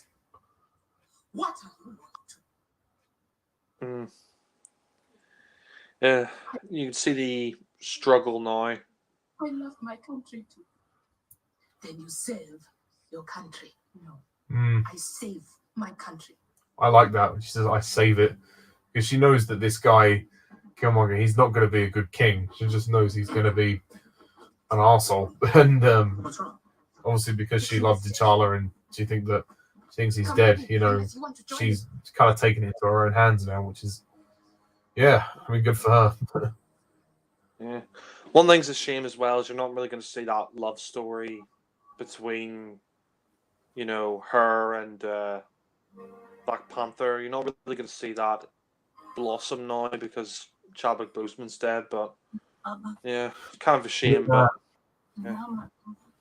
That is a real shame indeed. But I suppose they will recast the role in due course. I mean, they did it with Dumbledore in Harry Potter. They'll have to do it with Johnny Depp as well in Fantastic Beasts. So it's unfortunate, but it happens. Yeah, speaking of Johnny Depp, since he sort of left Fantastic Beasts now, I think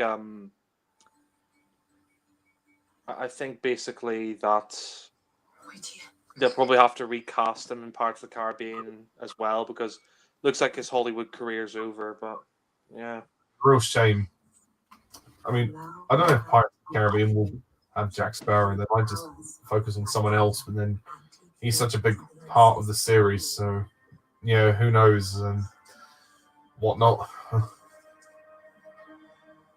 personally, I think they should just end Pirates of the Caribbean because it's been going since 2003, and the last one was a few years ago, and I think it's just sort of time to say goodbye to the series. But yeah. Yeah. I mean, the fifth one, Salazar's Revenge, was an ending of sorts. It was sort of tying up the whole Turner story, which was good. Yeah, I thought it was better than some people said.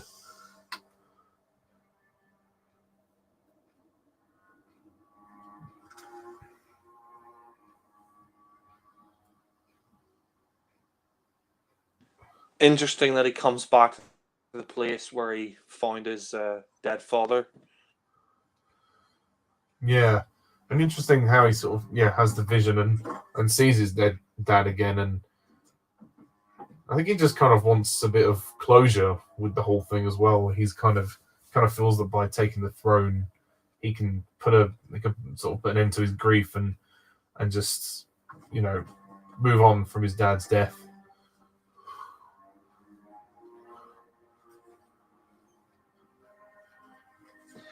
Yeah, but at the same time, I mean, he killed his only cousin. Yeah, or so he thinks. Yeah.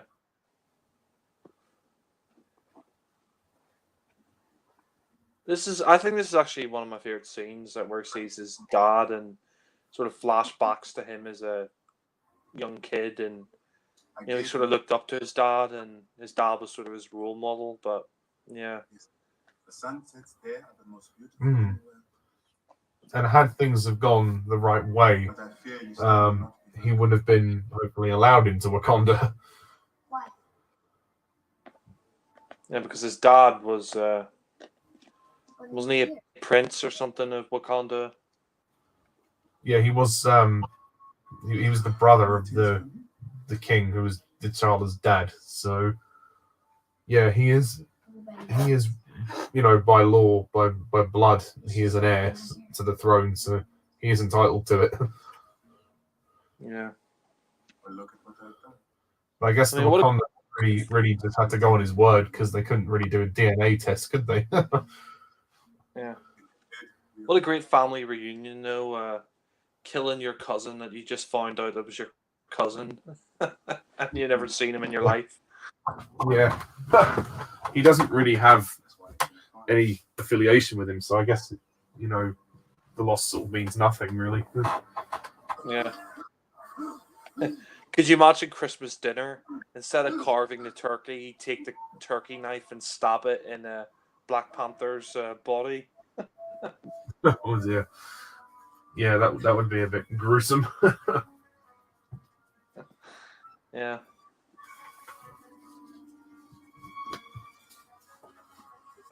No, but I mean, yeah. I mean, 2020 has been a pretty shit year. I mean, we've lost, Chadwick Boseman and Sean Connery and quite a few legendary actors that passed away this year. Another Bond actor, I think, who was in Bond, Jeffrey Keane, who was in Tomorrow Never Dies. He passed away recently. Wow. Yeah. I heard about that last week or something. Yeah, that was sad to hear. He was a very well-known actor. Yeah, also in Faulty Towers. It's very funny in that. He's like, I'm a doctor and I want my sausages. I want my sausages now. Interesting how he's just choosing to kind of burn everything. Burn with me. Burn with me, Martha. Yeah. I like this shot. The camera angle that spins around. Yeah, I don't know though. I just think the rap music's a bit like. I mean, I know he's from Philly, but he's straight out of Compton. He's from that sort of area, but I don't know if really needed the rap music. But yeah, I think it was meant to symbolize the merging of sort of two worlds, because he's from obviously the real world in America, and they've got a mixture of the sort of vocal beats from the Wakandans. So yeah, I guess that was meant to represent, but it is a bit jarring. You could tell they all hate him. I mean, he may have the throne, but they all think he's a prick. God, that guy with a disc in his mouth. How does he live like that? How does he eat? He wouldn't need a plate. He would just eat it off his tongue. Yeah. All he'd have to do is tilt his head back and it would slide in. Yeah. The world's gonna start over, and this time we're on top. We gonna fuck it up. The sun will never set on the Wakandan Empire. Wakanda has survived for so long by fighting when only absolutely necessary. Wakanda survived in the past this way. You can tell this guy, he's a dictator. He wants, he wants to start war. He wants to start conflict. He doesn't care who he hurts. He's going to build a wall. We're gonna build a wall around Black Panther, and it's a fraud. This movie is a fraud. This king is fake news. God, could you imagine Black Panther with Barack Obama, and the bad guy turns out to be Donald Trump? That would be weird. I would love to see. I know there's an image of it, but the parody video of the regeneration from Doctor Who, where Trump says, "I don't want to go," and he turns into Biden. That'll be funny. We will sing with you, Donald. The universe will sing you to your sleep. Yeah. Now, the universe wouldn't sing into his sleep. They wouldn't bother with him.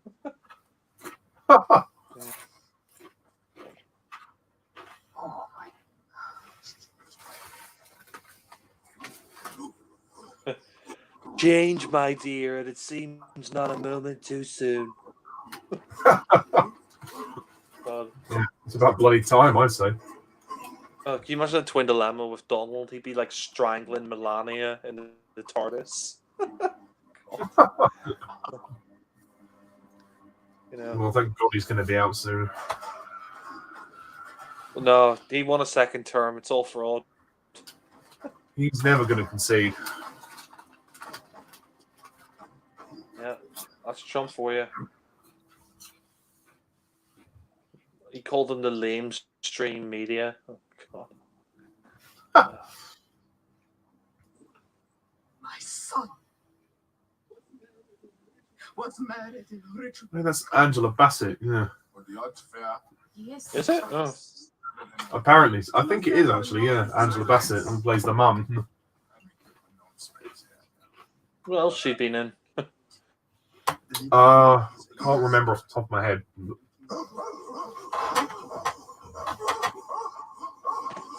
A bit weird. It's also fucking You cannot talk. talking like a monkey. One more word, and I will feed you. Watch what you say. It's like, sort of like sounding like a gorilla or a monkey or something. Yeah. See, that's just an awkward line. Like they're vegetarian. Like I just don't like that line. It's just more. It's just shitty forced humor.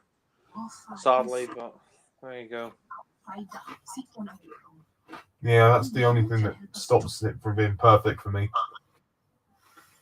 Yeah, not only that, but for me, there's some pacing issues. I mean, not huge pacing issues, but I think there are.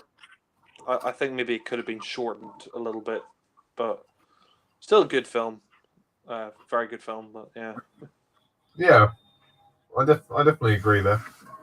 I mean, I'm not too worried about the pacing, but yeah, I mostly agree. I mean, one thing I really like this sort of snowy location that they're at, the sort of winter, like mountaintop location. Yeah. The only thing I don't get is how do they find him? Yeah. You know what? I don't understand that. How is he still alive? I mean, he doesn't have any of his powers left, and he's in the freezing cold. Like, surely he'd be dead as a doornail, but yeah. I think he just said the fisherman found him, which is just lucky. Yeah.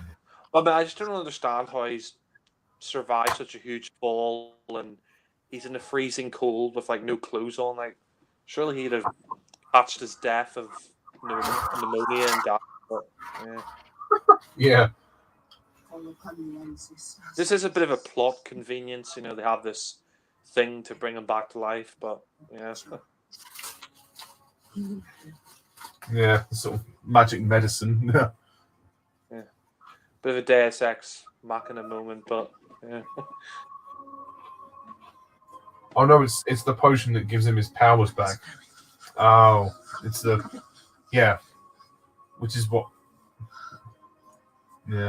what he had taken away from him earlier.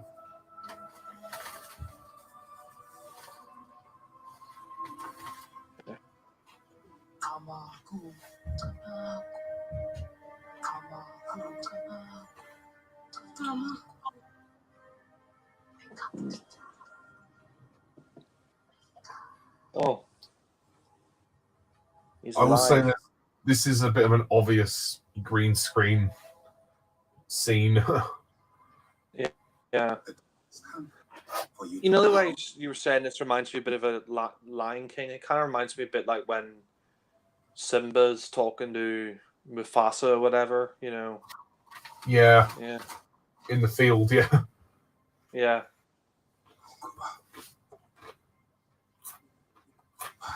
When they were saying "Wake up, T'Challa," I was thinking of the Rings of Akatan. Please wake up. Take it all, baby. Take it all, baby. Not long I before I actually get really like the speech from Matt Smith. That's probably one of his best moments, actually, to be fair. Yeah. Not a big fan of the episode, but I do like that speech. Yeah. Turn your backs on the rest of the world. Some really good acting there by Chadwick Boseman. It's quite an emotional scene as well. Yeah. I cannot stay here with you. It's because he kind of feels betrayed by his dad, and the fact that Wakanda's kind of been built on a lie with the death of his uncle, and it's all a bit it's all a bit messed up. I think he kind of blames his dad for the mess that he's in, because his dad killed his brother, and his dad killed his uncle, and he kind of blames his dad for the mess that they're in. But yeah, definitely.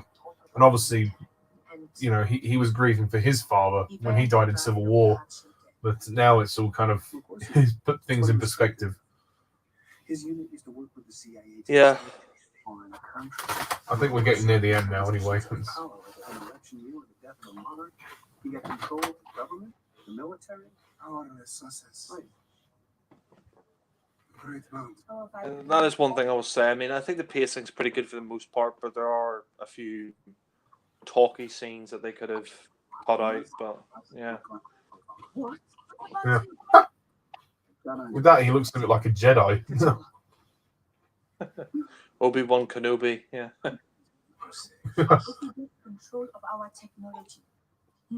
Actually, I'm looking forward to that Obi-Wan Kenobi series on Disney Plus with Ewan McGregor. Whenever they get to do that, that'll be fun. Yeah, they're doing Mandalorian season 2, which will be out soon as well.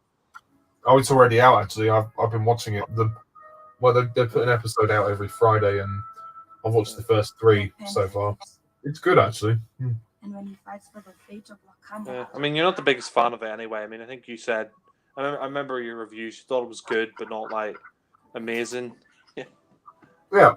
I still like the show, but I think it's a bit overrated. But Are you done? Are you done? Yeah, I remember you. I remember your reviews. Yeah, I mean they were good, but I suppose maybe, you felt like you didn't want to commit yourself to reviewing all of it. But yeah.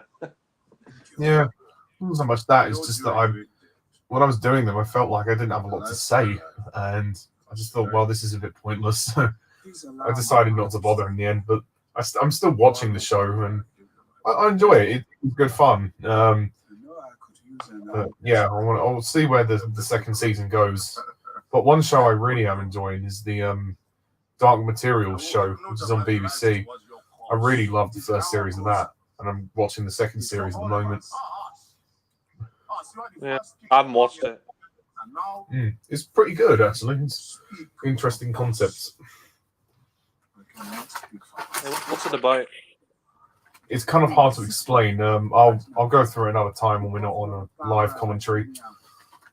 I do like Black Panther's sort of relationship with this guy. Like, he's sort of, he's promising him that he'll help him out and stuff in return for his help.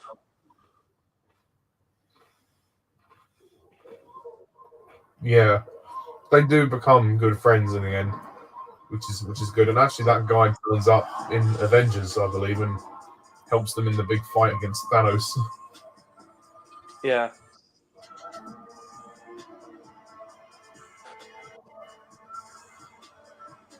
It doesn't feel like this came out 2 years ago.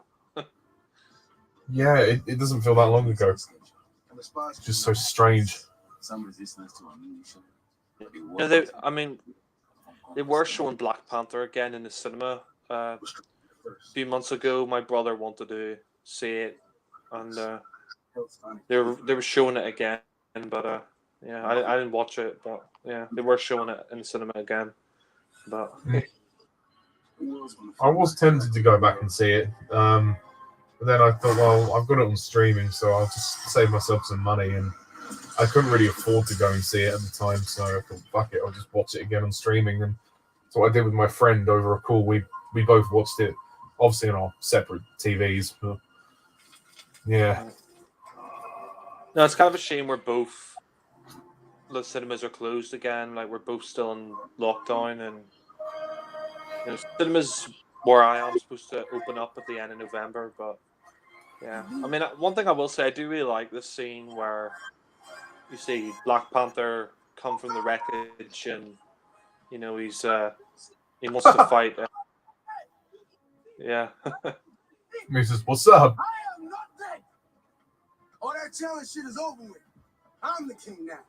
Get those brains in the air. I'm the king now. He even talks like a rapper as well. Yeah. The only thing you're king of is bling. That's it. All that challenge shit is over with. Go. Come on, Russ. This is a very good, solid finale. It's a fun end battle. I've always thought it was really entertaining, and yeah, it's very well choreographed. Yeah.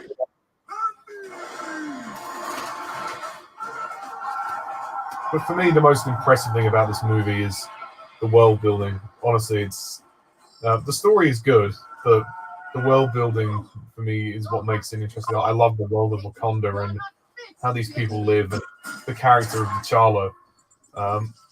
I think is very compelling.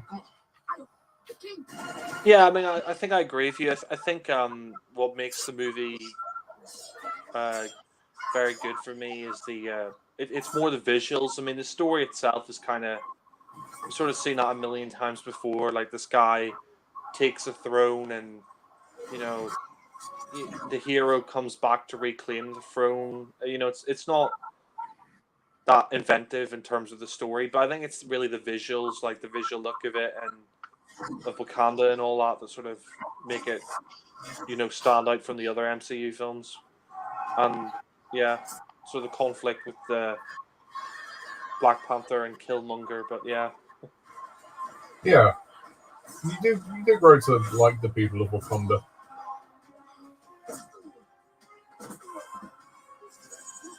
I think everybody in the cast gives a very solid performance. I don't think there's really any, weak actors in the film. They all give pretty good performances. Yeah, definitely. I agree with all of them. Even the two white members of the cast, Martin Freeman and Andy Serkis.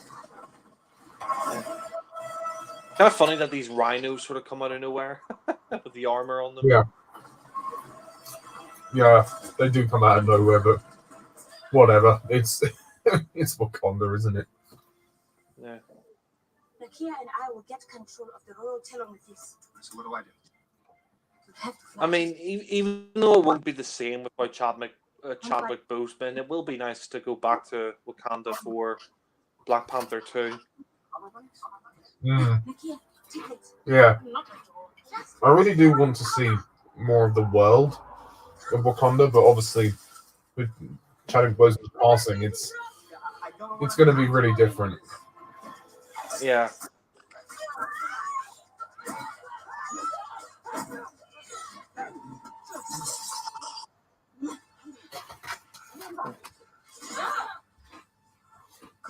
It's interesting that, oh shit.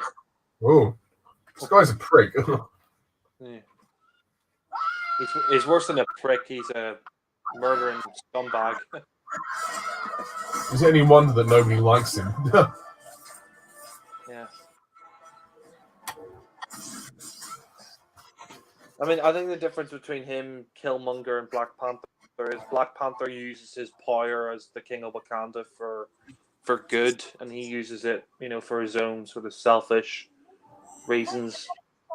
Yeah. He doesn't really care about the people of Wakanda, but yeah. Yeah, I guess as well,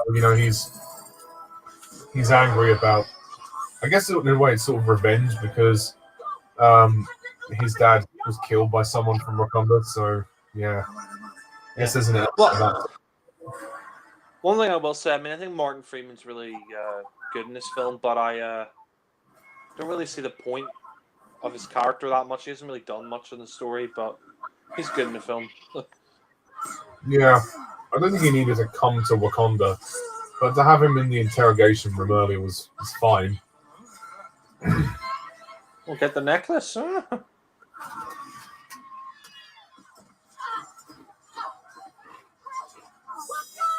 Yeah. I mean, I wonder how many extras they had in this film. Must have been quite a good 1,000, I would have thought.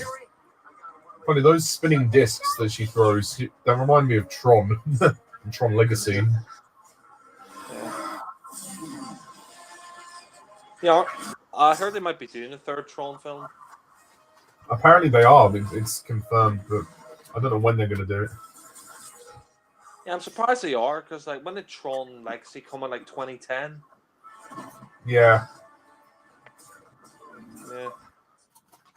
I mean, I think Tron Legacy, it did okay, but I don't think at the time it did that well. Yeah. Yeah, so I'm kind of surprised that they're doing another sequel 10 years after the last Tron film, but yeah. Well, there are a few fans of Tron out there. Not many, but a few. I mean, obviously Alan being one of them. But I mean, I'll go and see it. I don't mind. I think Tron Legacy is decent.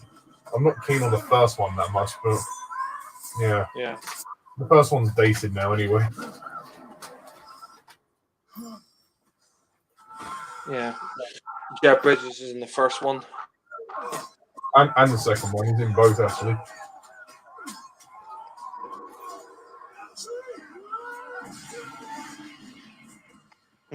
Amp it up.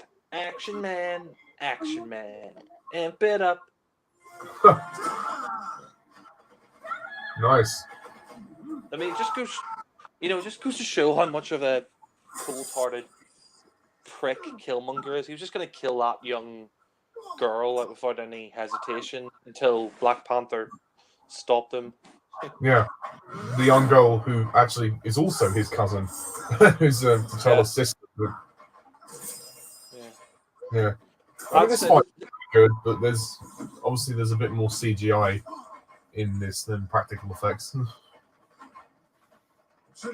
Yeah, it's a pretty good showdown, but yeah, you're right. Maybe they could have lessened some of the CGI, but yeah.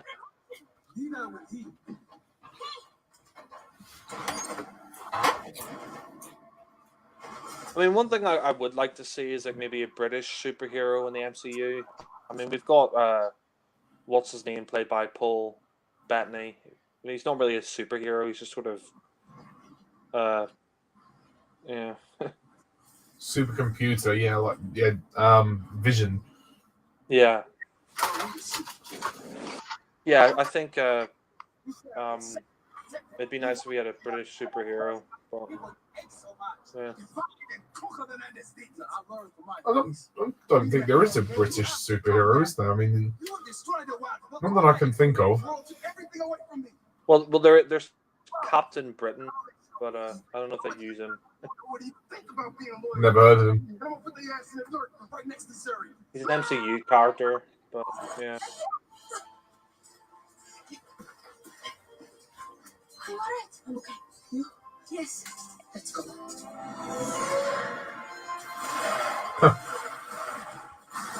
Good old Star Wars dogfight. Sure, I've lost one of them, but two are on my tail. Yeah. What? Where? Deactivate your hologram. You have to get up with it now. How long have I got? 50%. Yeah, it does feel weird when they cut back to Martin Freeman. It's like, I don't really know why we're following this character flying a ship, but okay. Yeah.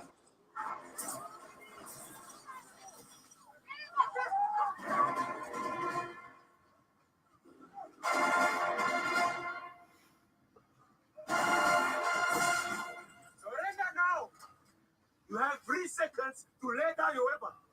1, 2.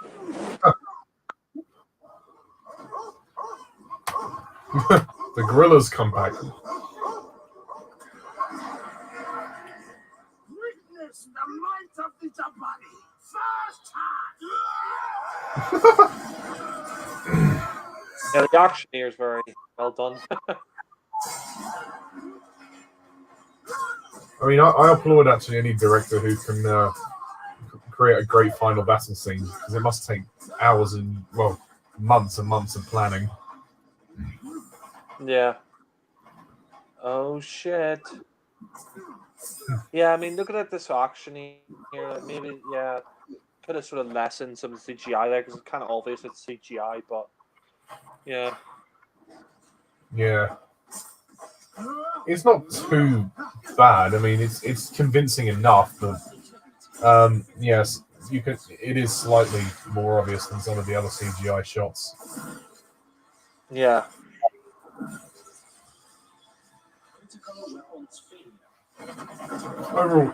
Overall, I still think this film is a really good film. It's a really good experience as well, especially if you're an MCU fan.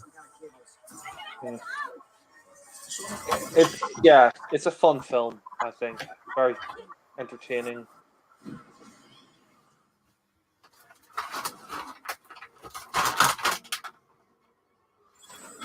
System rebooting in 5, 4, 3, 2, 1. System rebooting.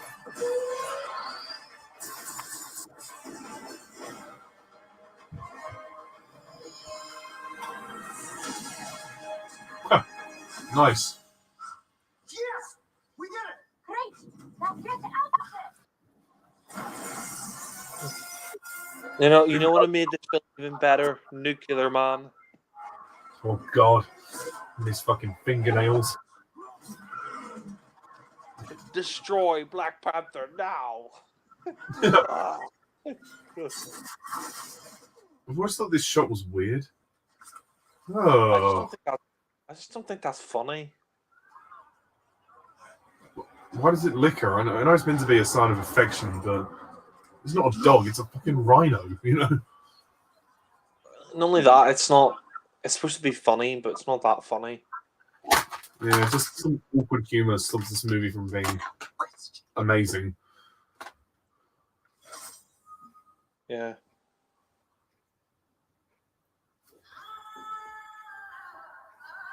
I like that shot there when he kind of stops and he sees what's happening and the effect that this is all having. Like war is not good.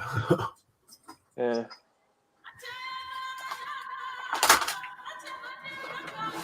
I think he's ready for death. Yeah.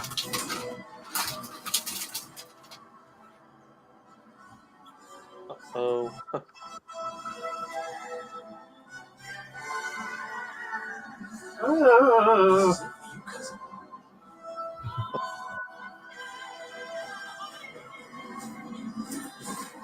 And that's for 009. Nice. Yeah, Jesse had to kill him. There's no other way. Yeah.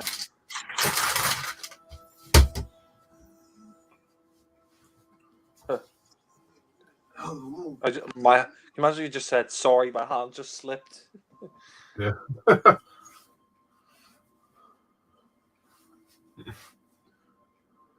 Yeah. It would have been kind of nice if they kept him on as a villain for maybe Black Panther 2 and 3, but at the same time, I think it's good that, we sort of only had him for one film. Michael B. Jordan. Yeah. You believe that? Kid from Oakland running around believing a fairy tale. And I like his final lines where he's saying to his cousin, "Oh, isn't this place amazing? Wakanda," and he's kind of accepting his death, and he's sort of bringing closure to his life. The fact that he did come to Wakanda and he did become king for a brief time, and he managed to kind of avenge his father's death, somewhat anyway. And I like his ending. It's actually quite tragic. Yeah, I mean, for Psychopath, he gets a nice ending. Yeah, nicer ending than Claw. It's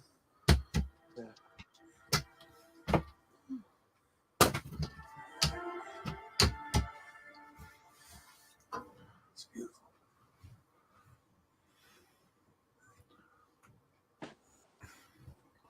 Yeah. No, it is a nice ending. You know, he gets to see the sunset before he dies, and yeah. I think it's quite a peaceful way to go out, to be fair. Why? So you just locking me up? He'd rather choose death than prison. You know? Yeah. Just bury me in the ocean. With my ancestors, they jumped from the ships. I mean, if it was me, I'd definitely, I'd take the other option. I'd want to live. Yeah. I mean, there's, you know, he was young. He had so much more to live for, and it's, you know, a hard decision that T'Challa made, you know, killing his cousin, but his cousin was kind of a psycho. So, yeah. Well, that's putting it mildly. Yeah. I like the music there. It's nice on that shot. Mm. It's a beautifully photographed movie, and it's a very stunning film to watch on a number of levels. And in a way, it kind of feels like an MCU movie, but it doesn't. If you know what I mean, it's got its own individuality. It's unique. Yeah.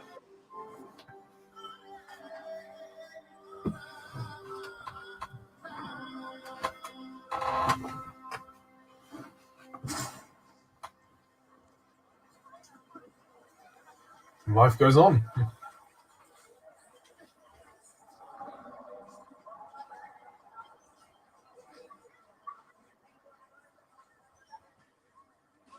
Thank you. You saved me. You saved my family.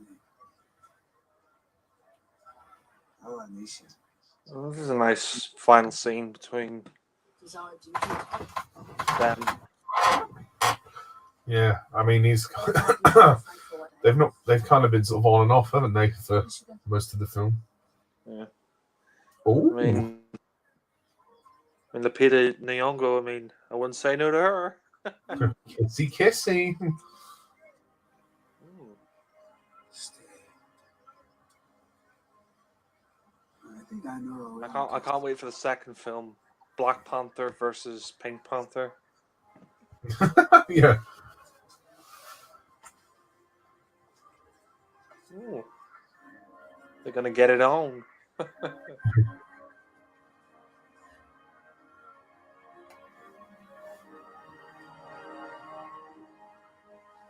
We come to the end.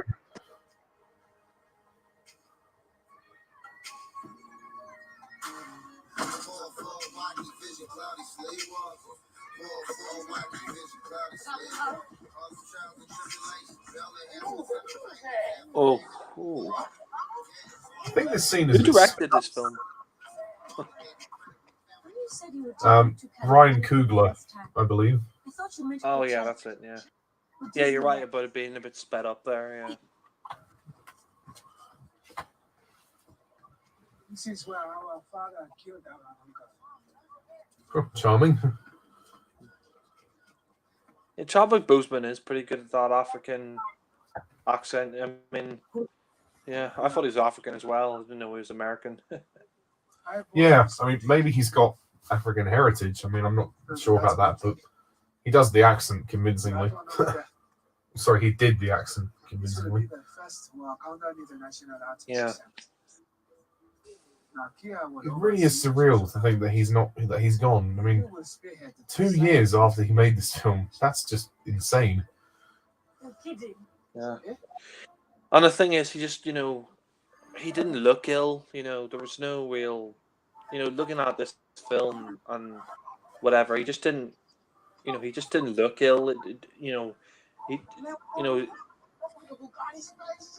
When you watch this film and interviews with him, there didn't seem to be anything wrong with him, and then all of a sudden he passed away of cancer, and I think he was very quiet about it. He didn't make a big deal about it. He didn't reveal to the press that he had cancer. It was only until after he died that it was revealed that he passed away of cancer, which is such a shame, but yeah.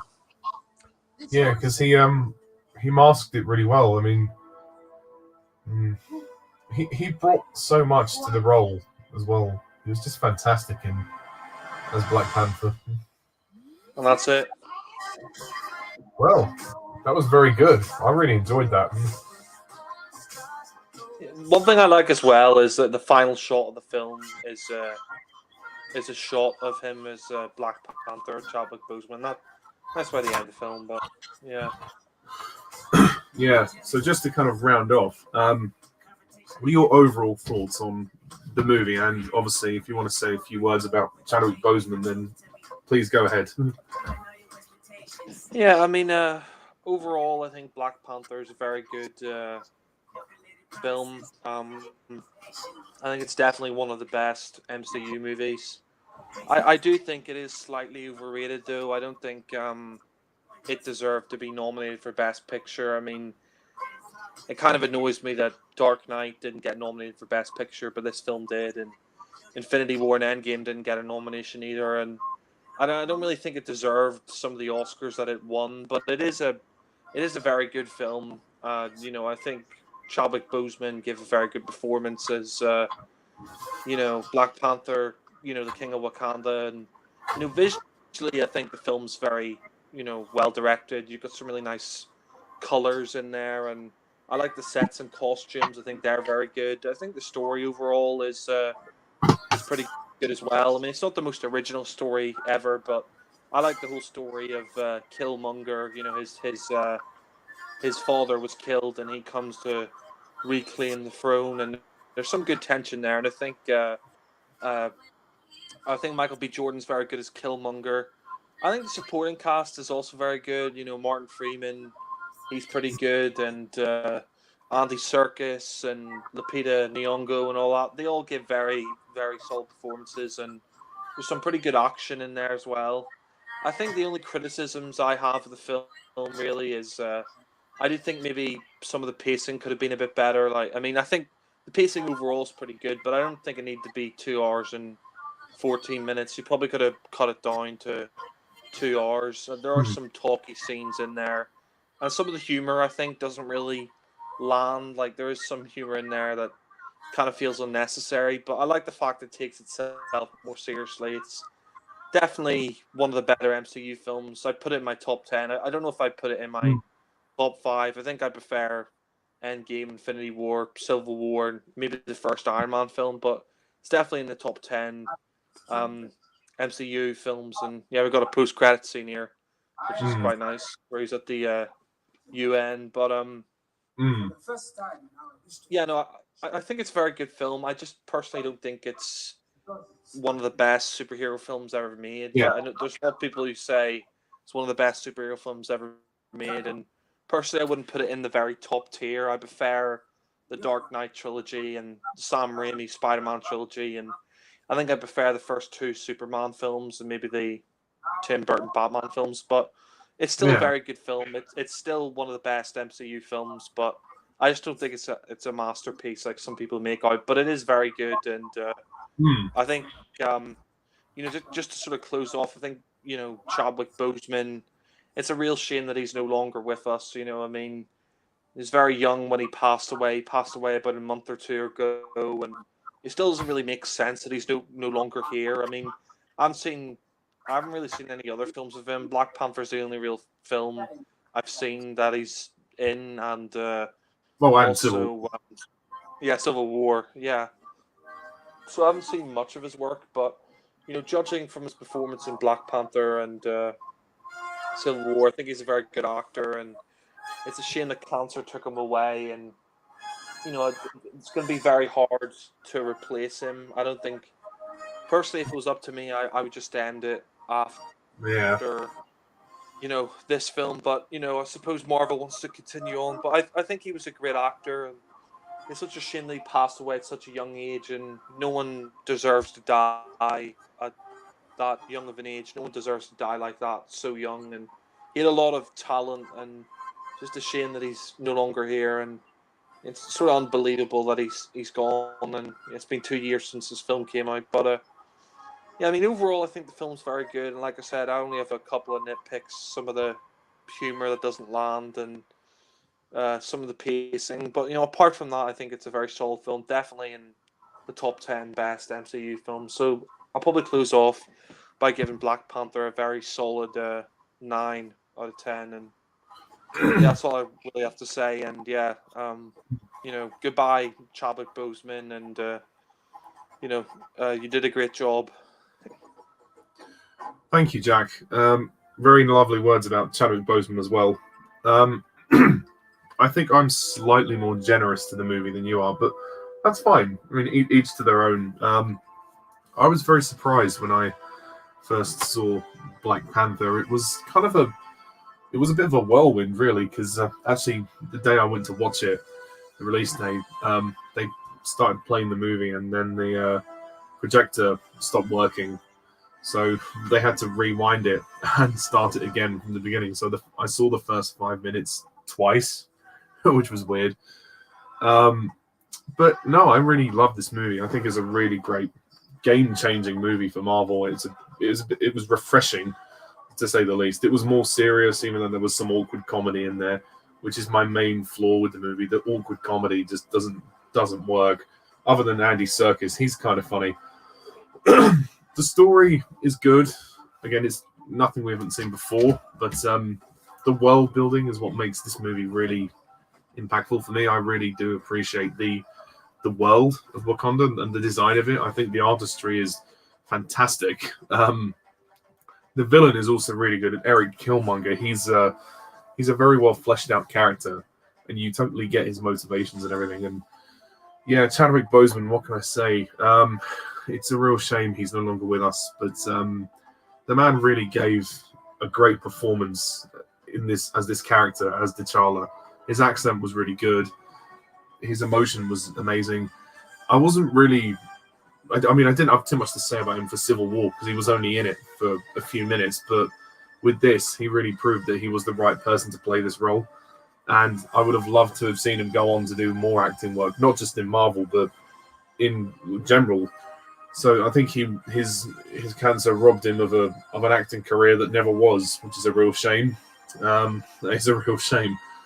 But the movie is very well done. It's entertaining. The action scenes are awesome. It's funny. Well, Andy Serkis is quite funny as Claw. And Martin Freeman is also very good as Ross. And I like Lupita Nyong'o and the General. They're very good. It's not amazing, but I think it's really good for what it is. And to me, it's definitely one of the best MCU movies just because it's different and it offers something that the others don't. I do put this quite highly, actually. I think I've ranked it 3rd in my ranking. And I would say it deserves to be there. I really, really like it. And it's a very well-made film. Ryan Coogler's direction is really good. There are also a couple of dodgy CGI shots, but the visuals are, for the most part, incredible. I think it stands the test of time, and it will even more so because of Boseman's passing. But do I think it deserved the Academy Award nominations? No, I don't really have an opinion on that, to be honest. I mean, I don't think it was ever going to win Best Picture. But that being said, all power to it for winning awards. I think it did win an Oscar. I'm not too sure, but I'll have to check that. But it won 4 Oscars. Oh, great! But yeah, not Best Picture. Not Best Picture, but I think it won like Best Visual Effects, etc. So it won about 4 Oscars. But yeah. Wow, that is incredible. I mean, good on them for doing that. And they've never before have they really given Oscars to many superhero movies. I think the only one that has got Oscars, I think possibly Spider-Man 2, which won Best Visual Effects at the time. And I think the Dark Knight won something, although I'm not quite sure what it won. But Dark Knight won 3 Oscars, but the Dark Knight, I think the main Oscar one was for Heath Ledger, Best Actor, even though he passed away. Oh yeah, of course. Sorry, how could I forget that? That was terrible of me. But anyway, Black Panther, yeah, it's really good. It's really, really good, and it surprised me, which I was very happy about. it's not perfect, but nothing ever is. But it's definitely one of the MCU movies that I would happily go back to. And rest in peace, Chadwick Boseman. I'm really sad that you didn't have a longer acting career, but you did a great job for what you had, and I send my thoughts and sympathies out to his family. So to Chadwick Boseman, the only Black Panther. So that kind of wraps it up, really. Final rating. I give this movie a 9 out of 10. So, is there anything else you want to say, Jack, before we call it a night? No, just it's been a sad year, 2020, for many reasons. A lot of great people, actors, and people who aren't celebrities who've died of COVID and stuff. So 2020 has been a bit of a shit year, but I'm just sad that Chadwick Boseman never got to have the big Hollywood career that he probably wanted to, and it's a shame that his life was cut short and we didn't get more Black Panther films with him. But I mean, at least we have this film and Civil War and the other films he did do before he passed away. So I take comfort in that. But goodbye, Chadwick Boseman, and even though you weren't on Earth for a long time, you had a very good legacy. So yeah. Thank you. And just before we go, there's this little post-credit scene which involves the Winter Soldier, which I suppose was obviously a tease for Avengers, which was going to happen. But yeah, that's Black Panther. So anyway, that's kind of it. Thank you also to the guys in the live chat as well. Rest in peace, Chadwick Boseman. And we hope you all enjoyed the commentary. Please comment down below. Let us know what you think. Please subscribe to myself and to Jack. And stay tuned for our next commentary. So until next time, I'm Mr. TARDIS11. This is Jack the Film Fanatic. See you soon. Bye for now.